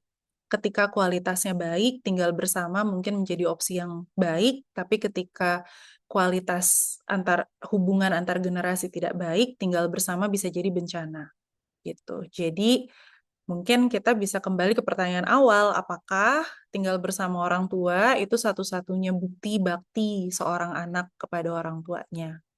Di paling bawah ada email saya. Kalau misalnya diskusi kita hari ini tidak cukup untuk menjawab pertanyaan teman-teman yang hadir, silahkan untuk mengontak saya lewat email. Demikian saya kembalikan ke Farah. Oke, terima kasih Mbak Hanum atas pemaparannya yang insightful banget sih Mbak, terutama untuk saya yang dewasa muda ya jatuhnya dan orang tua dua-duanya masih ada juga. Ya jadi udah adalah pikiran-pikiran soal itu ya. Nanti gimana kalau udah lansia, tinggal sama siapa dan segala macam gitu. Jadi saya rasa ini Ya. memang sangat relate juga sih Mbak dan ternyata saya agak surprise juga sebetulnya. Ternyata memang ada banyak sekali faktor dan bahkan nggak semua faktor itu sebetulnya udah automatically match antara lansia dan anaknya ya Mbak ya. Ternyata ada yang di lansianya mikir Mm-mm. apa, di anak dewasanya sebenarnya melihatnya nggak kayak gitu. Yang kayak gitu tuh ternyata ada, makanya ujung-ujungnya negosiasi itu jadi sangat penting ya Mbak ya, terkadang keputusan ini. Betul, betul. Oke. Thank you, Uh, thank you sekali Mbak Hanu. Mungkin kita bisa langsung ke pertanyaan dulu aja ya Mbak. Tadi iya, iya, eh, iya. thank you banget udah beberapa dijawab juga along the way gitu ya Mbak selama Mm-mm. pemaparan. Tapi ini ada lagi pertanyaan dari Mbak Citra Diah Prastuti. Mm-mm. Kayaknya memang Mbak Citra ini sangat tertarik sekali ya Mbak dengan penelitian Mbak Hanum. Mungkin nanti nextnya kalau ada beberapa pertanyaan yang belum terjawab, boleh ya Mbak Citra kontak Mbak Hanum langsung. Jadinya Mm-mm. ada pertanyaan lagi, tadi disebut bahwa pengurusan orang tua itu dibahas di antara sibling dan tidak diputuskan berdasarkan gender, tapi lebih ke ya udah siapa aja yang bisa gitu ya. Mm. Nah, apakah di penelitian Mbak Hanum ini ada yang muncul ya Mbak kesepakatan untuk orang tua itu dirawat di elder care? Karena pengambilan datanya pakai vignette, jadi kan pertanyaan yang mengikuti dari ilustrasi kasus itu adalah apakah akan tinggal bersama atau enggak. Jadi Hmm. opsinya tinggal bersama dengan anak di rumah anak atau tinggal bersama di rumah orang tua atau tinggal masing-masing karena nih masing-masing masih punya Hmm. rumah dan masih mampu gitu. Belum sampai ke elder care atau panti werda atau institution kayak gitulah ya, belum sampai situ. Cuma ada Hmm. beberapa partisipan seingat saya yang sempat membahas soal Hmm. panti werda. Bahwa panti werda itu kan ada stigma, masih belum normal di kita untuk, masih belum lazim, bukan normal ya, masih belum Hmm. lazim untuk kita memanfaatkan fasilitas panti werda untuk merawat orang tua. Dan ini keluar tidak hanya dari perspektif anak, tapi juga dari Hmm. perspektif orang tua gitu. Apalagi orang tua yang tinggal di kota besar kayak Jakarta, Hmm. Surabaya, mereka tuh sudah lebih tahu tentang panti werda dan kegunaannya, dan stigma Hmm. tentang panti werda itu mungkin udah lebih menurun gitu ya dibanding kalau saya ingat yang tinggalnya di Kalimantan Timur misalnya, Hmm. di Sulawesi, mereka kayaknya haram banget deh pokoknya kalau kita Hmm. tuh melibatkan panti werda dan perawatan orang tua gitu. Jadi hanya apakah muncul kesepakatan? Mungkin karena tidak ke arah sana pertanyaannya, jadi Hmm. em, kita jadi nggak membahas soal sepakat atau enggak gitu, tapi bahwa ada stigma-stigma yang melekat pada pemanfaatan panti werda itu iya, dan masih sangat kuat, terutama di wilayah-wilayah di luar kota-kota besar gitu. Oke. Jadi Mm-mm. stigma itu tetap ada ya Mbak. Bau-baunya tuh kecium lah ya Mbak ketika kemarin wawancara ya. Mm-mm. Iya, iya. Oh, Bau-bau. oke, oke. Iya. Oke. Ya pengennya sih mereka tinggalnya di rumah sendiri ya, Hmm, karena hmm, hmm. lansia itu apa ya? Mereka tuh gini, Hmm. eh, ada beberapa lansia yang anaknya tuh sangat sukses sehingga rumahnya Hmm. juga kayaknya kalau dalam gambaran mereka rumahnya juga oke gitu ya, Hmm. tapi kan itu bukan rumah saya. Gitu. Hmm. Tapi kan itu bukan rumah saya. Saya nggak leluasa. Saya Hmm, mau hmm, hmm. berkebun, saya harus merhatiin ada siapa. Saya mau nonton TV. Saya capek dari luar, saya pengen nonton TV, saya pengen rebahan. Kalau bukan rumah saya, kayak saya nggak akan merasa nyaman di rebahan di situ yang kayak gitu-gitu. Itu ada. Oke, oke. Hmm. Menarik juga sih ya Mbak, soal itu mungkin bisa jadi studi lanjutan juga ya, karena ternyata tadi ada banyak hal-hal yang belum kelihatan juga, tapi saya rasa ini juga eksplornya udah baru ini aja udah banyak banget ya Mbak ya yang terungkap ya, apalagi kalau mempertimbangkan faktor lain kayak misalnya tadi penyakit atau disabilitas sampai ke opsi elder care juga, ya pastinya akan lebih banyak lagi pertimbangan-pertimbangannya ya. Thank you Mbak Hanum. Betul. By the way, ini ternyata Mbak Citra tulis lagi di komen, ternyata beliau itu lagi bikin platform untuk Iya, menavigasi sandwich generation, keren mempersiapkan banget. masa tua, sembari merawat elderly, luar biasa. Keren banget ya Mbak, Keren, silakan keren, menengok keren. ke IG Info Lansia. Oke, nanti saya tengok ya Mbak, berhubung sepertinya saya juga harus mempersiapkan masa Iya, tua dan merawat elderly. betul. Iya, iya, iya, Oke, iya. Terima kasih Mbak Citra atas pertanyaan-pertanyaannya ya. Dan ini saya mungkin mau mengingatkan juga sebelum kita lanjut ke pertanyaan berikutnya. Sudah di drop ya rekan-rekan untuk link absensi dan surveinya. Silahkan diisi sambil kita mendengarkan diskusi tanya jawab dengan Mbak Hanum ya. Silahkan diisi linknya yang di-share oleh Mbak Evelyn. Soalnya nanti link ini untuk syarat mendapatkan e-sertifikat juga ya. Gitu. Jadi silahkan boleh diisi. Kayaknya ini sedikit aja sih sebentar. Oke, mungkin kita langsung lanjut ya Mbak ke pertanyaan berikutnya dari Mbak Septia Megantari. Mbak Hanum, terima kasih banyak sharingnya sangat insightful. Terkait dengan rencana lansia Mbak dalam menjalani masa tua mereka, apakah juga dilihat nih kira-kira perencanaan masa tua ini mulai didiskusikannya sejak kapan? Termasuk memulai diskusi dengan anak terkait siapa yang akan merawat. Em, Waktu dalam penelitianku, ada beberapa partisipan anak dewasa yang usianya Hmm, 30-an gitu ya. Orang tuanya mungkin baru usia 60-an tahun, hmm, kayaknya belum nyampe 70 deh ya. hmm, Nah, itu bilang bahwa anak-anak dewasa ini bilang, "Wah, saya tuh baru ngobrolin ini loh minggu lalu sama orang tua saya atau hmm, waktu atau ada occasion tertentu kayak misalnya waktu adiknya mau menikah, kemudian mereka ngobrol sama orang tua tentang pernikahan itu, nanti rencana tinggal di mana dan lain sebagainya, sampailah mereka ngobrolin soal nanti kalau bapak ibu sakit maunya gimana gitu. Ada hmm, obrolan yang kayak gitu tuh. Jadi kalau ditanya sebaiknya perencanaan masa tua sebaiknya didiskusikannya sejak kapan? Mungkin sedari dini ketika orang tua masih usia produktif juga nggak apa-apa gitu. hmm, Ini sama kayak ngomongin perencanaan pensiun sebenarnya kalau menurut saya. hmm. Dari Betul, betul, usia betul. 20-30-an tahun tuh sudah sangat boleh untuk kita omongin ntar kalau pensiun mau ngapain ya. Karena ini perlu dipersiapkan. Nggak bisa baru Hmm, dipikirin nanti ya. Ketika udah kejadian gitu ya, orang tua udah sakit, baru kita mikirin, ini siapa, siapa, siapa yang ngapain gitu. hmm, hmm, hmm. Em, Beberapa partisipan saya yang anak dewasa tuh memang secara sadar gitu ya Mm, mengajak siblingsnya atau saudara-saudara kandungnya tuh untuk berdiskusi gitu atau kadang-kadang mm, nanya dari hal-hal yang sederhana misalnya aku lagi nggak bisa nih hari ini nemenin si papa ke rumah sakit kamu bisa apa enggak mulainya dari situ sebenarnya dan kemudian nanti mm, secara um, apa ya natural aja kemudian terjadi pembagian-pembagian tugas.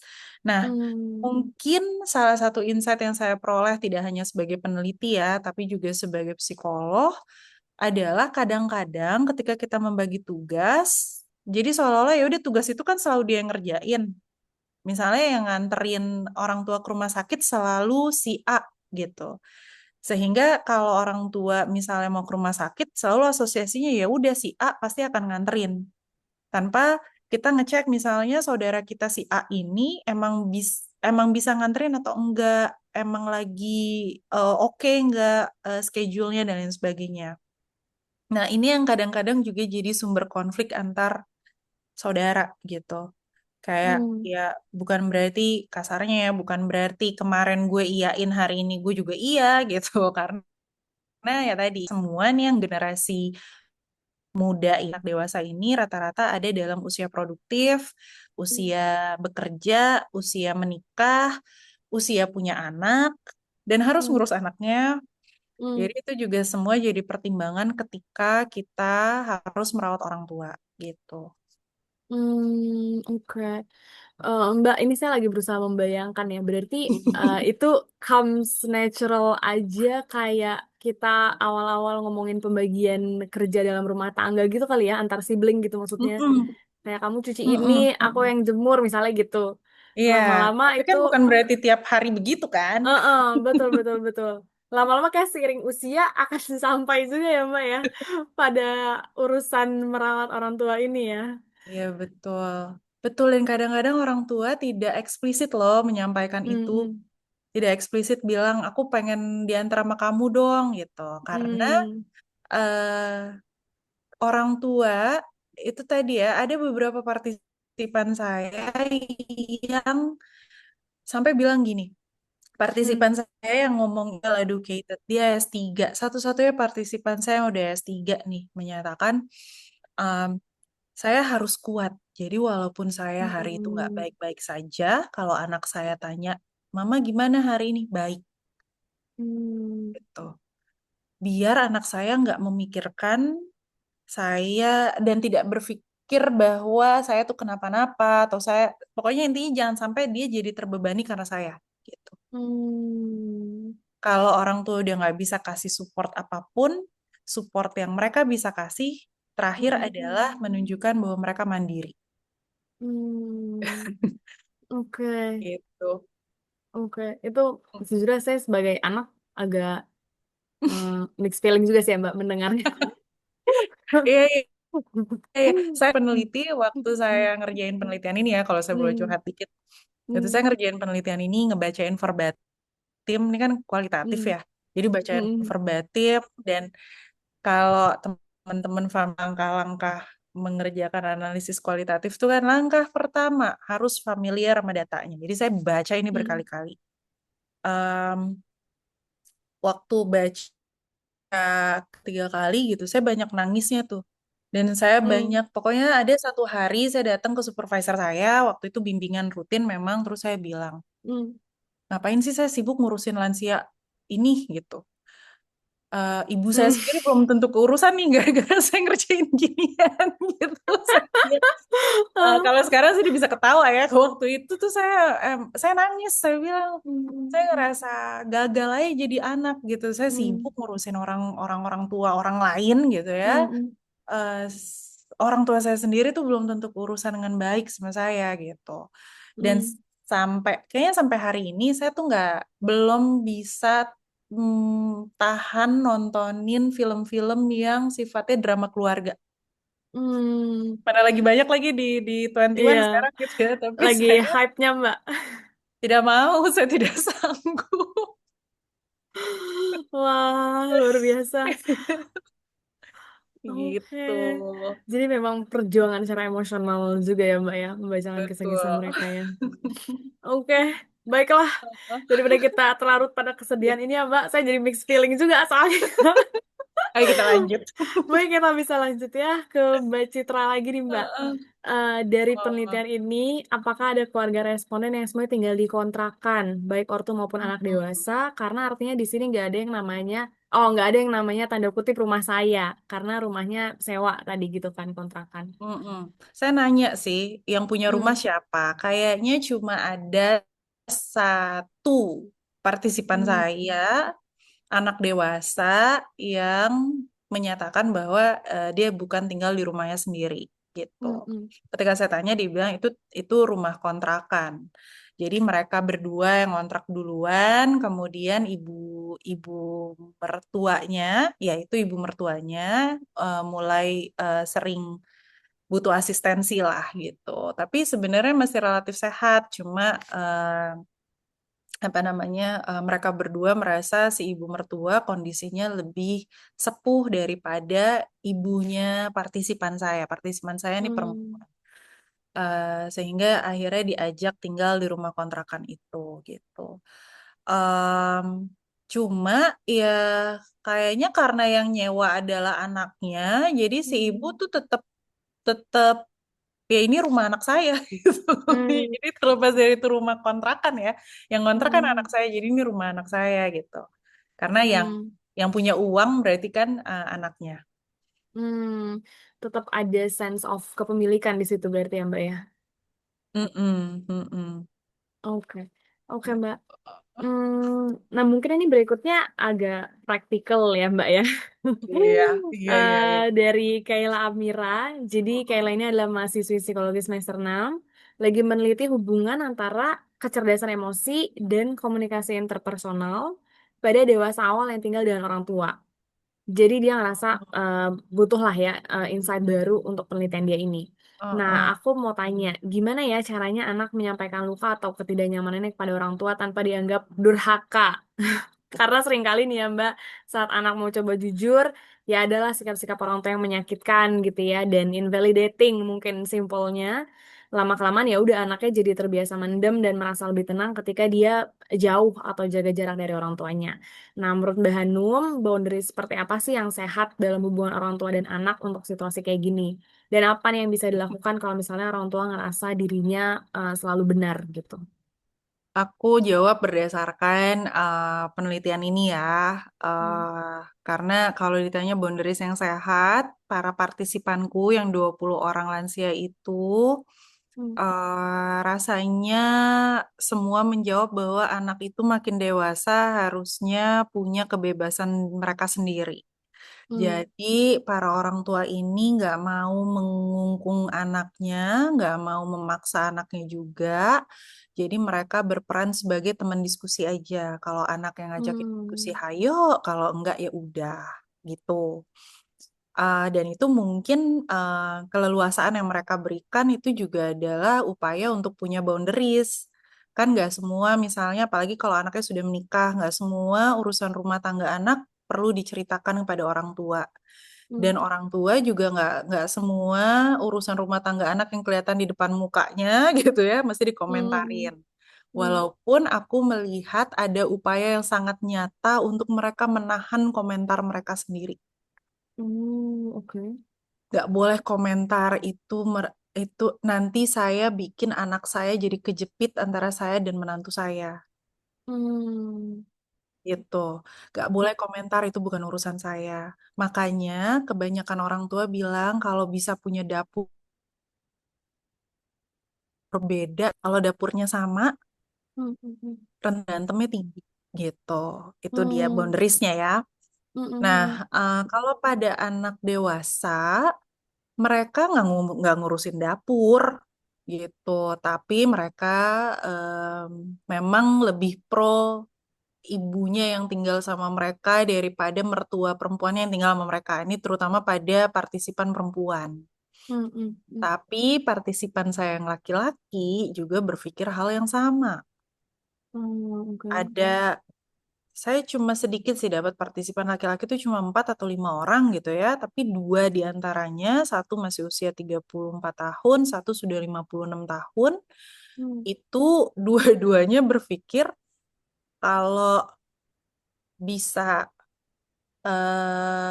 nggak tinggal sama-sama antara ibu saya, eh, Hmm.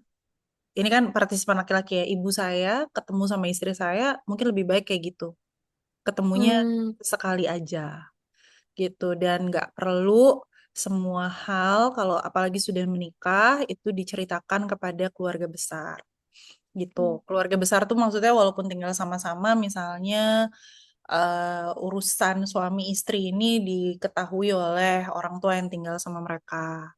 Jadi Hmm. kalau mereka ada konflik ya mereka selesaikan di dalam kamar, pas keluar kamar seolah tidak ada apa-apa gitu. Supaya orang tua satu biasanya mereka khawatir orang tuanya jadi worry gitu ya, jadi cemas.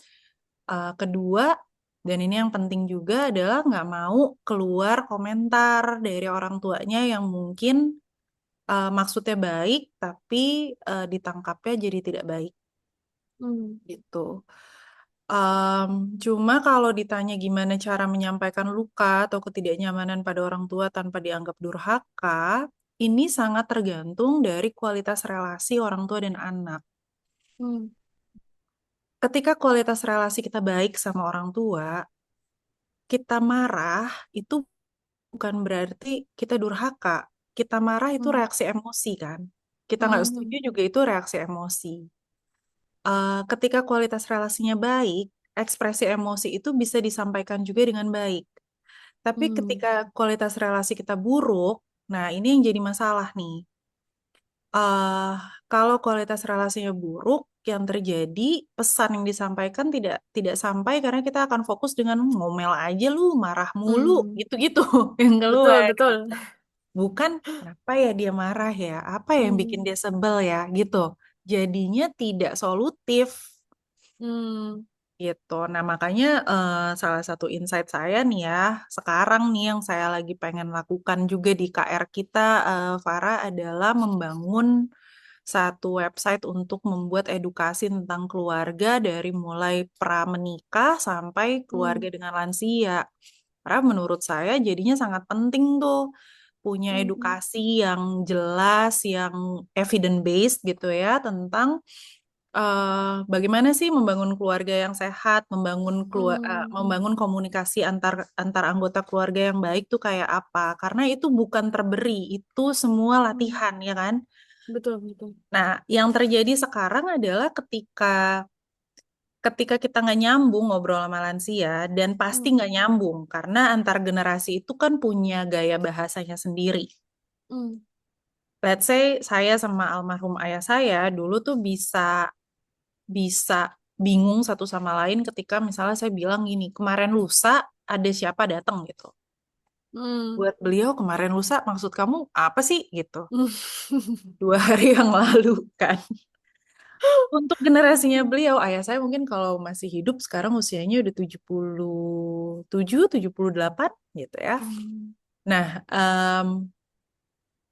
untuk generasinya beliau, 2 hari yang lalu itu kemarin dulu. Nggak ada itu kemarin Hmm. lusa. Itu tidak baku menurut beliau gitu. Oke. Nah itu aja udah bikin masalah gitu. Tapi karena sering Hmm. eh, komunikasinya dan saya berulang kali melakukan kesalahan yang sama menggunakan istilah Hmm. kemarin lusa itu, jadinya lama-lama ayah saya yang ngerti juga saya ngomong apa gitu. Tapi di awal-awal Hmm. tadinya dia bingung apa sih maksud kamu kemarin lusa gitu. 2 hari yang lalu, masa nggak ngerti? Gue bilang gitu. Terus dia bilang, oh kemarin dulu, 2 hari yang lalu itu kemarin dulu. Lusa itu buat yang akan datang. Jadi bahasannya jadi sangat praktis, tapi Oh. ya itu yang terjadi, Nah, kalau saya lihat misalnya pada klien-klien saya, ketika ada gap komunikasi, kesimpulannya adalah udahlah emang nggak bisa ngobrol. Gitu. Jadi Hmm. berhenti, obrolannya berhenti dan dibiarkan begitu saja sehingga akhirnya ketika ada konflik tidak diselesaikan. Hmm. Gitu. Oke. Padahal bisa Itu jadi itu memang perbedaan bahasa dan makna ya, Mbak ya. Oh. Pamungkasnya adalah ya dia emang durhaka gitu. Either anaknya ngeklaim sendiri atau orang tuanya yang ngeklaim ya. Ya itu Betul. pamungkas sebenarnya. Itu jalan cepat sebetulnya, Mbak. Mm-mm. Oke, oke. Thank you, Mbak Hanum. Jawabannya sangat elaboratif dan jelas banget sih, Mbak. Saya juga jadi lebih kebayang ya. Dan soal website tadi, buat saya itu juga jadi penting banget ya. Karena selama ini kita fokusnya kan membangun keluarga tuh Mm-mm. membangun sama dengan membangun pernikahan gitu ya. Padahal Mm. sebetulnya kan ada orang-orang lain juga di luar pernikahan itu kayak orang tua dan mertua yang Iya, sebetulnya pun punya punya pengaruh ya ke di dalam Indonesia pernikahan itu masih sendiri. punya pengaruh. Betul. Menarik, Mbak. Semoga bisa dilanjutkan ya, Mbak. Semangat. Ayo semangat, KR kita harus maju. Iya, betul. Oke. Ini ada Iya. lanjutan lagi, Mbak. Dari Mbak Citra Heeh. lagi ya. Mm-mm. Ini menurut saya agak unik juga nih pertanyaannya. Biasanya sibling rivalry ini kan pas anak-anak ya, Mbak. Nah, kalau di fenomena ini nih, merawat orang tua ini, di anak dewasa, apakah ada juga ya, Mbak, fenomena sibling rivalry dalam konteks perawatan orang tua lansia? Jadi mungkin saling rebut-rebutan gitu ya, Mbak, untuk merawat orang tuanya. dalam temuan saya sih saya nggak nemu itu ya, karena kan yang Hmm, saya interview kan cuma satu satu anak dari satu keluarga. hmm, Nggak tahu kalau jadi rame-rame, tapi dalam keseharian kakak saya aja misalnya yang sulung tuh. hmm. Jadi kalau saya banyak banyak ngurusin ibu saya, nanti dia bisa bilang tuh, eh bagi dong kan gue juga mau dapat pahalanya, tuh bisa. Oh, oke. Jadi Ada ya. jadi mungkin aja dan itu lazim sih. Oh, oke. Berlomba-lomba gitu, iya. Oke, bukan cuma karena kasih sayang aja, tapi mungkin ada nilai budaya dan agama juga tadi ya, Mbak ya. Ya, ya ada nilai agama ya, terutama yang membuat kita berpikir Hmm, apa namanya ya bakti terhadap orang tua tuh kan bisa dilakukan terutama ketika orang tua masih ada gitu. Jadi ya dibagi-bagi hmm, dong, jangan semua diambil sama satu anak. Nah, tapi ini lucu ya, budaya. hmm, hmm, Budaya ini tadi saya belum sempat singgung nih, Farah. hmm, hmm. Saya dulu punya asumsi kalau Oke. orang Minang, misalnya, Oh, pasti oke. akan menitik beratkan pada anak perempuan karena Minang tuh matrilineal kan garis Hmm, keturunannya betul. gitu. Tapi misalnya kalau Jawa tuh lebih fleksibel deh. Hmm, hmm, Misalnya em, orang Batak dia akan hmm. menaruh utamanya tuh pada anak laki-laki. Laki-laki. Jadi kemungkinan tuh menantu perempuan yang akan merawat mertuanya. Ternyata dalam penelitian saya Hmm. nggak ngaruh, Oh, oke. ngaruh. Day to day itu tetap aja anak perempuan gitu. Hmm. Funding tuh biasanya anak laki-laki, Laki-laki. tapi ada juga misalnya anak perempuan yang saya nggak bisa karena ngikut kayak Melani ngikut suaminya bertugas kemana, akhirnya eh, apa namanya meminta eh, anak yang lebih dekat lokasinya sama orang tua yang lebih banyak involve dalam perawatan orang tua day to day, tapi yang Hmm. jauh-jauh ini terlepas dari gendernya apa tuh kirim uang gitu. Artinya Hmm. gitu. Oke. Oke. Terima kasih ya Mbak sudah diperjelas kalau ternyata gender ya budaya nggak terlalu ngaruh ya. Tetap aja Iya balik lagi ternyata. ke Mm-mm. perempuan ya. Oke. Mm-mm. Eh, nah ini ada pertanyaan. Ini agak banyak ya Mbak. Semoga Mbak Hanum tetap bersemangat. Kita masih Oke, ada ayo, waktu ayo. soalnya Mbak. Nah, ini ada pertanyaan dari Mbak Ella. Mbak Heeh. Hanum, terima kasih ilmunya. Izin bertanya, sebagai anak saya ingin mempersiapkan diri nih. Nah, sebagai anak, adakah skill dan ilmu tertentu yang perlu dikuasai untuk mengurus orang tua lansia? Mungkin kalau tadi dari diskusi kita yang saya tangkap, skill komunikasi itu kayaknya wajib ya Mbak ya. Karena makna dan diksi aja bisa beda gitu. Tapi mungkin boleh Mm-mm. dielaborasi lagi Mbak, skill-skill apa lagi sih yang kita perlukan sebelum ngurus orang tua lansia gitu. Yang satu yang juga selain komunikasi yang juga harus Hmm, dipastikan beres sama kita adalah konflik-konflik di masa lalu dengan orang tua. Karena ngurus orang tua itu bukan kerjaan yang gampang, hmm, hmm, bukan juga apalagi kita kalau kita bukan perawat, kita bukan dokter hmm, gitu ya, em, ngurus orang tua itu challenging. hmm. Karena kadang-kadang ya kita aja deh, kalau keluarga sendiri yang ngomongin kan juga kayak, apa sih lu gitu. Betul. Nah, itu terjadi ketika kita Hmm. misalnya, ayo papa minum obat dulu, nanti-nanti, Hmm. gitu. Itu em, kadang menguras kesabaran juga, dan Hmm. kadang-kadang muncul juga tuh konflik-konflik masa lalu yang belum beres. Termasuk statement yang Hmm. paling sering di ruang praktek saya tuh adalah, kenapa harus saya sih Mbak yang ngerawat? Orang selama ini juga dia Hmm. sibuk, gitu. Itu harus diberesin Hmm. dulu. Em, Karena kalau kalau emosi-emosinya masih negatif, Hmm. maka perawatan terhadap lansia itu hanya untuk menghindari stigma jadi kesannya. Hmm. Gitu, supaya saya nggak dicap buruk, supaya ya habis siapa lagi mau merawat gitu kan. Hmm. Hmm. Iya, makanya kadang-kadang saya akhirnya punya ide, iya dengan marah-marah, dengan tidak nyaman, dan orang tua tuh bukan berarti apa ya, apalagi kalau misalnya yang dirawat udah dia misalnya. Karena ada Hmm. juga beberapa yang berpikir kalau udah demensia, udah sakit, diajak ngomong gak nyambung, berarti dia juga emang udah gak nyambung sama kehidupan Hmm. sekitarnya gitu. Padahal orang demensia itu ya memang dia bingung ya dengan apa yang Hmm, terjadi karena proses neurokognitifnya kan terganggu. hmm, Tapi hmm, bukan berarti emosinya dia nggak bisa merasa sedih, dia nggak bisa merasa hmm, orang nggak seneng sama saya gitu. Hanya dia nggak bisa mengungkapkan aja. Jadi hmm, kalau memang masih punya konflik-konflik dengan orang tua yang belum beres, diberesin dulu kali ya. Baru hmm, habis itu mungkin bisa lebih legowo membangun komunikasinya, membangun hubungan yang baiknya gitu. hmm. Oke, oke. Jadi mungkin kayak resentment atau kekesalan, emosi-emosi yang gak enak dulu tuh perlu diberesin dulu ya, Mbak ya. Mm-mm. Mm-mm. Oke, oke. Betul. Mbak, sorry, saya jadi punya pertanyaan mungkin nyempil sedikit ya, follow up question terkait dengan itu. Hmm. Kalau gitu Mbak, dalam riset Mbak Hanum ya, apakah itu sesuatu yang Mbak kontrol gitu Mbak bahasanya, atau mungkin Mbak berusaha mencari orang-orang yang mungkin punya relasi yang cukup baik gitu dengan Enggak, keluarganya atau seperti apa? enggak. Saya juga nggak tahu itu gimana ngontrolnya.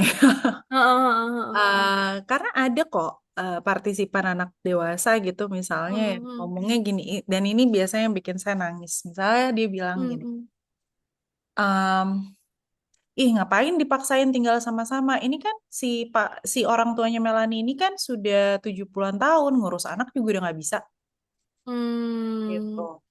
Tinggal aja masing-masing. Melani ini kalau dia mau berkarir, saya ingat banget, kalau dia mau berkarir, dia nggak bisa tinggal sama orang tuanya. Kalau orang tuanya ada di situ, dia nggak akan berkarir. Dia sibuk ngurusin orang tuanya makin lama makin tua gitu. Cuma saya kan juga nggak nanya ya ada apa dengan dirinya, karena itu kan di luar konteks Di ya luar sebenarnya. konteks betul. Cuma kalau Tara tanya apakah semua adalah partisipan-partisipan yang punya relasi baik, saya nggak tahu. Tapi ya Hmm. respon-respon kayak gitu ada pada beberapa partisipan saya Hmm. yang melihatnya kalau saya keluar segini, saya harus balik sama gitu. Hmm. Kalau Melani mau punya rumah sendiri, ngurusin orang tua di rumah kan berarti cost-nya lebih besar daripada kalau dia ngirim uang ke rumah.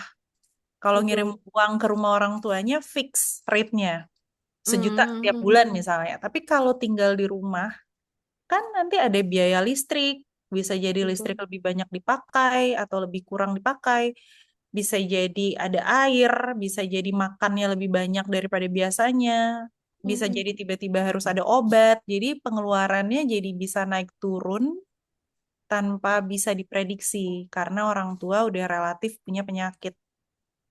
Jadi Hmm. berhitung tuh yang mana ya satu sisi secara logika bisa memahami ya kenapa perlu ada hitungan kayak gitu untuk anak muda apalagi Hmm. gitu di Hmm. zaman sekarang. Tadi tuh ada yang nanya kan, ini struktural nggak? Iya, saya akan bilang ini struktural gitu. Hmm. Jika kita apalagi dengan lapangan pekerjaan sekarang makin sedikit-sedikit, anak itu jadi semakin apa ya pertimbangannya makin banyak. Bagaimana caranya saya bisa ngerawat orang tua saya kalau penghasilan saya nggak stabil? Yang ada Hmm. saya pulang ke rumah orang tua saya yang sibuk ngurusin saya, bukan saya yang ngurusin orang tua saya. Hmm. Itu juga, itu kan ya bisa dipahami secara logika gitu ya, kenapa kemudian ada partisipan saya yang menghitung cost and benefit-nya. Hmm. Tapi kan ada juga dari sisi emosi, saya sedih banget baca itu, gitu. Hmm. Hmm. Hmm. Kayak apa ya? Ya mungkin tadi ya karena saya ini karena kualitatif kan kita harus sangat sangat em, paham dengan atribut dan karakteristik yang kita sendiri punya.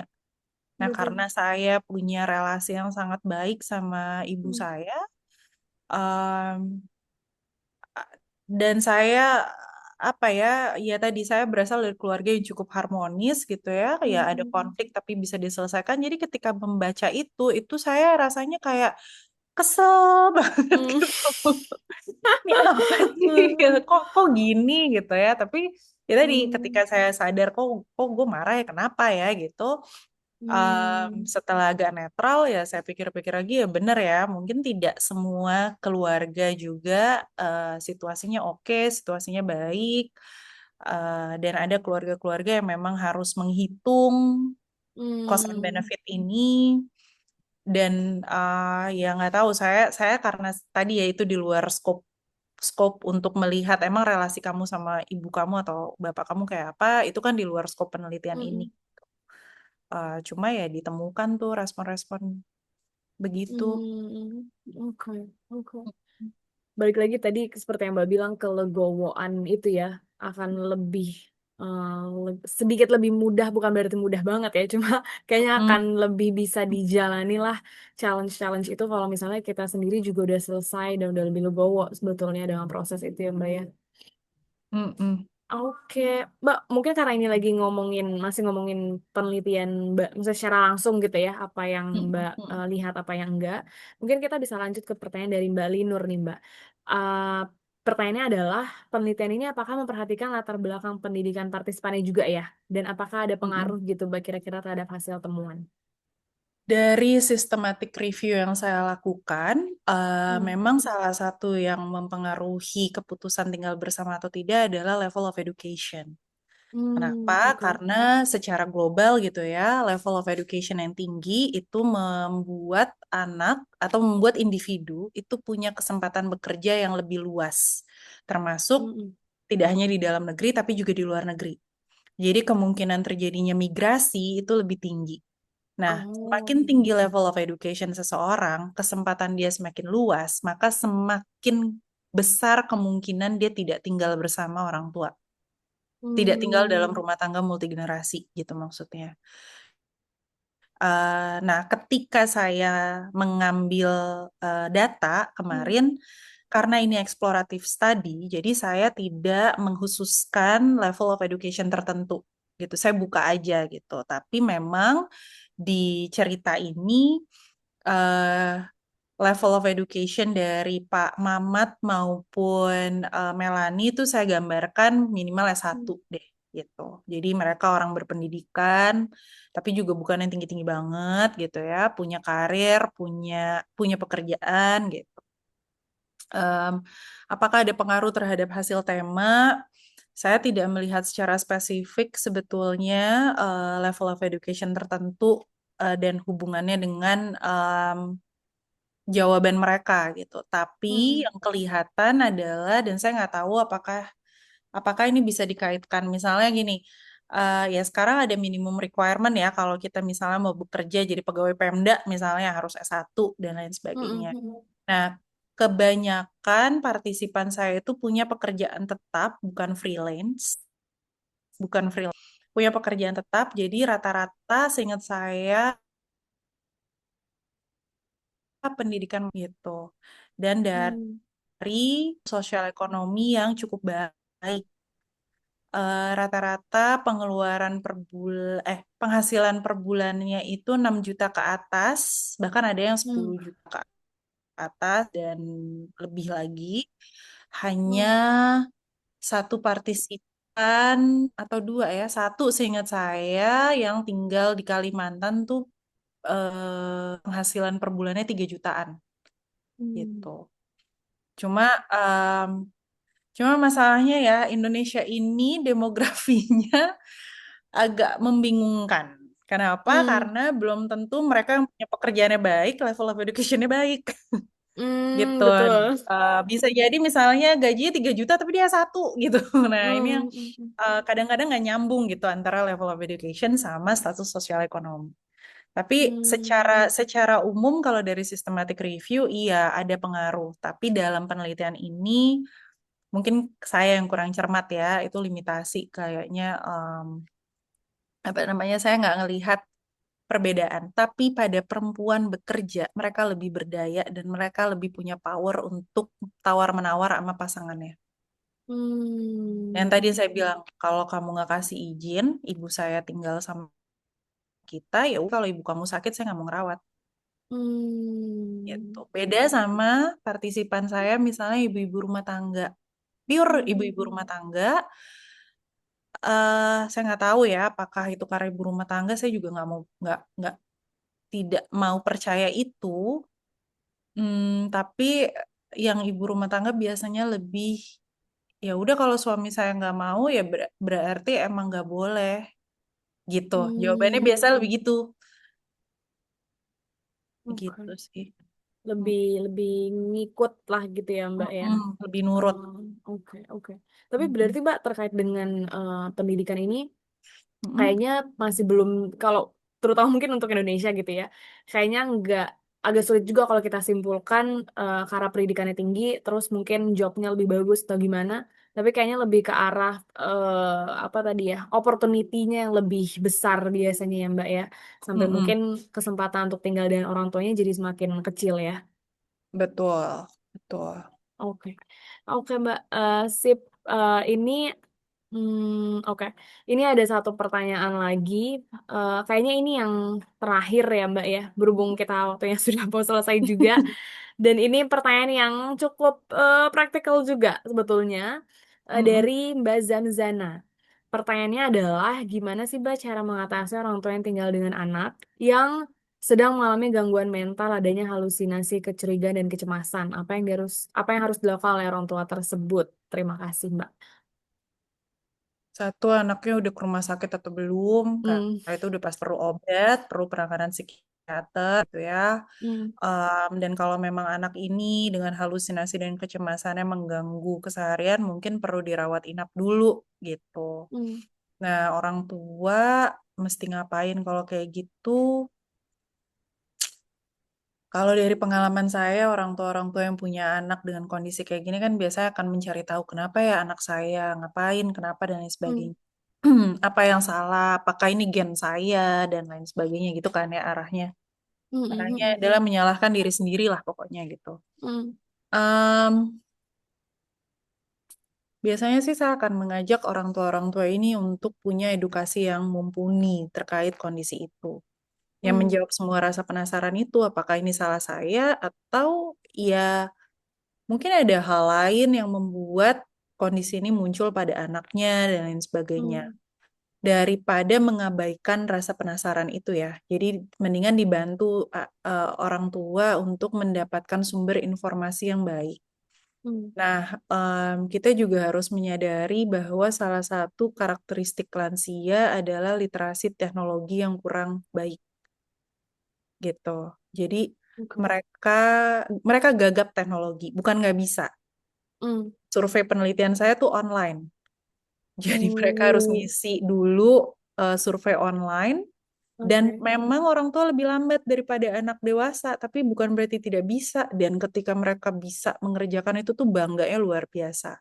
Hmm, Jadi ketika saya punya klien kayak gini, saya biasanya ngajarin bagaimana pakai Google dan hmm, bagaimana memilih website-website yang memang baik menjadi acuan gitu. hmm, Supaya apa? Supaya kalau misalnya lagi nggak ketemu saya, ya mereka bisa melakukannya sendiri. hmm, Terus kalau memang ini sangat overwhelm ya, saya juga akan ngatur supaya ada pertemuan yang rutin 2 minggu sekali misalnya, hanya untuk membahas apa concern mereka sekarang, apa hasil bacanya. Karena walaupun udah diajarin kan bisa jadi tenggelam dan kemudian sesat hmm, gitu kan di dalam Google itu tetap bisa hmm, kan. Jadi terus tetap harus kita cek juga gitu pemahamannya orang tua tuh kayak apa gitu. hmm, Em, tapi kalau misalnya orang tuanya tidak berkenan, misalnya kalau tadi kan saya karena nih orang tua datang ke saya karena sebagai klien hmm, ya, misalnya orang tuanya nggak berkenan untuk ketemu profesional kayak psikolog karena ya mereka masih butuh proses juga untuk mencerna hmm, hal ini, mungkin eh bisa jadi ada pendampingan dari keluarga terdekat juga untuk orang tua kayak gini. Saya pikir sih gini, kalau kalau pertanyaannya adalah apa yang harus dilakukan oleh orang tua tersebut, itu kan hmm, jadi orang tuanya yang harus aktif nih ya. hmm, Sementara hmm, dalam hmm, kondisi kayak gini, mungkin orang tuanya juga overwhelm sehingga hmm, untuk mengaktifasi perilaku yang solutif tuh jadinya susah. Jadi lebih baik ada orang dulu nih, orang lain yang Hmm. bisa membantu menavigasi apa yang mereka harus lakukan. Baru kemudian dari informasi-informasi yang diperoleh dari psikiater atau profesional yang menangani anaknya, jadi bisa tahu gitu treatment plan-nya harus kayak apa dan orang tua involvement-nya Hmm. tuh di mana dalam treatment plan itu gitu. Hmm. Oke. Gitu sih. Oke. Karena rata-rata orang tua dengan anak-anak kayak gini nih, kalau yang saya Hmm. tanganin tuh biasanya kalut, bingung. Jadi Hmm. akhirnya yang dikasih tahu direktif, Bapak Ibu datang ke psikiater di sini ya, bikin janji abis ini Hmm. ya, teleponnya yang ini, nama dokternya ini. Bilang Bapak Ibu perlu bikin janji. Nanti kalau udah ketemu saya lagi. Jadi gitu, stepnya satu-satu gitu. Hmm. Ngasih taunya.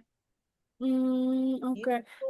Oke. Mm-mm. Kebayang sih Mbak, karena memang lagi kalutnya itu ya. Jadi mau langsung Mm-mm. disuruh mikir sendiri pun juga, oh udah susah sih. Apalagi ini untuk isu yang mungkin Iya. mereka juga asing ya, sebetulnya ya. Apalagi kalau anaknya itu kan tinggal sama mereka. Jadi tiap hari Hmm. kan mereka nih yang ngeliatin anaknya punya, punya halusinasi Hmm. gitu. Hmm.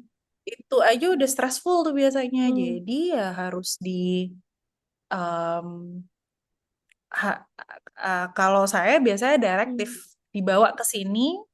Nih kalau Hmm. saya lihat di website jadwal prakteknya tanggal segini. Kadang-kadang sambil saya tuntun, jadi teleponnya sekarang gitu. Teleponnya ketika Hmm. lagi sesi, telepon sekarang. Dapat Hmm. Pak. Hmm. Eh, saya ngomongnya apa? Untuk mereka ngomong bahwa anak saya ngomong sendiri itu aja udah susah Hmm. loh sebenarnya. Jadi kadang-kadang perlu Hmm. dibantu. Oke, udah dibawa. Nanti kita ketemu lagi. Udah dibawa, terus nanti apa namanya? Pas datang, saya udah ketemu sama dokternya. Saya nggak tega Mbak, anak saya begini, begitu, begini, begitu. Hmm. Gitu. Apa yang Bapak rasain, apa yang Ibu rasain. Terus sekarang anak di mana? Kenapa ya Mbak? Saya salah apa? Apa saya diguna-guna orang? Apa? Ya gitu-gitulah, Hmm. pasti ada gitu. Hmm. Tapi ya lambat laun kan ini kan karena nggak tahu, karena buta ya apa yang harus terjadi Hmm. gitu ya. Apa yang terjadi sekarang. Lambat laun nanti mereka akan tahu sendiri. Oh, anak saya butuhnya ini. Lah, Hmm. jadi em, mungkin kalau di awal-awal ya tadi ya lebih butuh direction. Lama-lama nanti bisa Hmm. eh, apa ya, lama-lama mereka akan berdaya sendiri sih ketika Hmm. memang diisi pengetahuannya dengan hal-hal yang membantu gitu. Jadi diskusi Hmm. dengan psikiater dan psikolog tuh juga penting. Hmm. Oke. Jadi ada arahan disupport dengan edukasi juga Mm, akhirnya ya Mbak ya. Supaya mereka mm. bisa mungkin learning by doing sendiri ya Iya, ujung-ujungnya ya. Oh, iya, oke. Oke gitu. Mbak. Terima Mm-mm. kasih banyak Mbak Hanum. Eh, dulu Sama ya pas waktunya 15.25. Ini ada banyak pertanyaan buat rekan-rekan yang sangat aktif bertanya. Eh, juga, sorry, education connection is unstable ya. Jadi mohon maaf kalau agak terputus-putus. Terima kasih banyak Mbak Hanum baru sudah banyak sharing baik dari segi sampai tadi sebenarnya kita masuk hal yang praktikal ya Mbak ya, eh, Mm-mm. dalam relasi antara anak dan orang tua dan lansia terutama. Dan ini buat saya juga sangat informatif dan insightful sekali sih Mbak, karena memang kayaknya belum cukup banyak juga ya kita membuka diskusi terkait dengan relasi orang tua dan anak gitu. Karena mungkin ya tadi salah satunya ya udahlah jalan cepetnya, pokoknya kalau kita salah ngomong ya kita durhaka, kita marah ya kita durhaka dan segala macam. Padahal mungkin ada banyak faktor di situ. Apalagi kalau udah menyangkut keputusan yang lebih besar kayak apa tinggal bersama atau ngerawat orang tua gitu ya Mbak. Ternyata ada banyak sekali faktor-faktornya dan buat saya sih yang membuka mata banget bahwa bukan cuma anak aja yang pengen yang terbaik untuk orang tua, tapi lansia atau orang tua pun juga sebetulnya pengen yang terbaik untuk kita ya. Makanya mereka tadi nggak mau jadi beban Mm. sebetulnya gitu. Jadi ya dua-duanya punya harapan positif lah untuk satu sama lain, tapi kadang mungkin memang itu yang tidak terungkap karena nggak ada ruang untuk negosiasi tadi ya. Yes. Oke, Nextnya ini akan saya pegang ya Mbak untuk jadi motivasi saya bernegosiasi dan berdiskusi kalau sudah masanya masuk ke eh, hal-hal seperti itu. Dan harapannya juga membantu untuk rekan-rekan sekalian yang hadir di sini. Mungkin sebelum kita tutup, saya mau mengingatkan lagi untuk rekan-rekan yang hadir sampai sekarang, jangan lupa untuk isi link absensi dan surveinya ya, yang sudah dikirimkan di kolom chat, baru aja dikirimkan lagi oleh Mbak Evelyn. Silakan diisi supaya nanti bisa dapat e-certificate. Jadi setelah acara ini, mungkin beberapa hari kemudian gitu ya, rekan-rekan yang isi form dan mengikuti sesi sampai akhir akan mendapatkan materi, link rekaman atau recording kegiatan hari ini dan juga e-certificate yang dikirimkan ke email yang sudah didaftarkan waktu di awal ya. Jadi jangan lupa silahkan diisi. Lalu untuk kenang-kenangan juga nih, Mbak Hanung, sebelum kita tutup, boleh kita foto bersama dulu kali ya. Jadi untuk rekan-rekan yang mau on cam, biar mukanya terpampang nyata ya, boleh silahkan dinyalain dulu kameranya, tapi kalau misalnya tetap mau off cam ya juga nggak masalah sih. Gitu.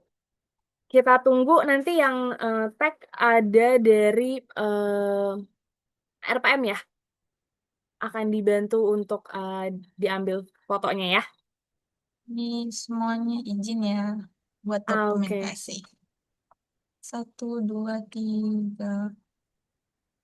Slide selanjutnya. Satu, dua, tiga. Oke. Sudah, terima kasih semuanya Mbak Hanum, Mbak Fahira. Oke, berarti selesai Juga sudah acara kita hari ini. Terima kasih ya Mbak Hanum sharing-sharingnya. Sangat sama-sama. padat ya dalam 2 jam ini. Jadi saya dapat banyak info. Untuk rekan-rekan sekalian juga terima kasih banyak. Mohon maaf kalau ada kata-kata yang kurang berkenan. Dipersilahkan untuk keluar dari Zoom karena sesinya sudah selesai. Kita tutup ya. Selamat sore dan selamat kembali melanjutkan aktivitas semua. Thank you Mbak Hanum. Thank you. Terima Sampai jumpa kasih. lagi. Ya, sampai jumpa lagi semuanya. Terima kasih Mbak Hanum.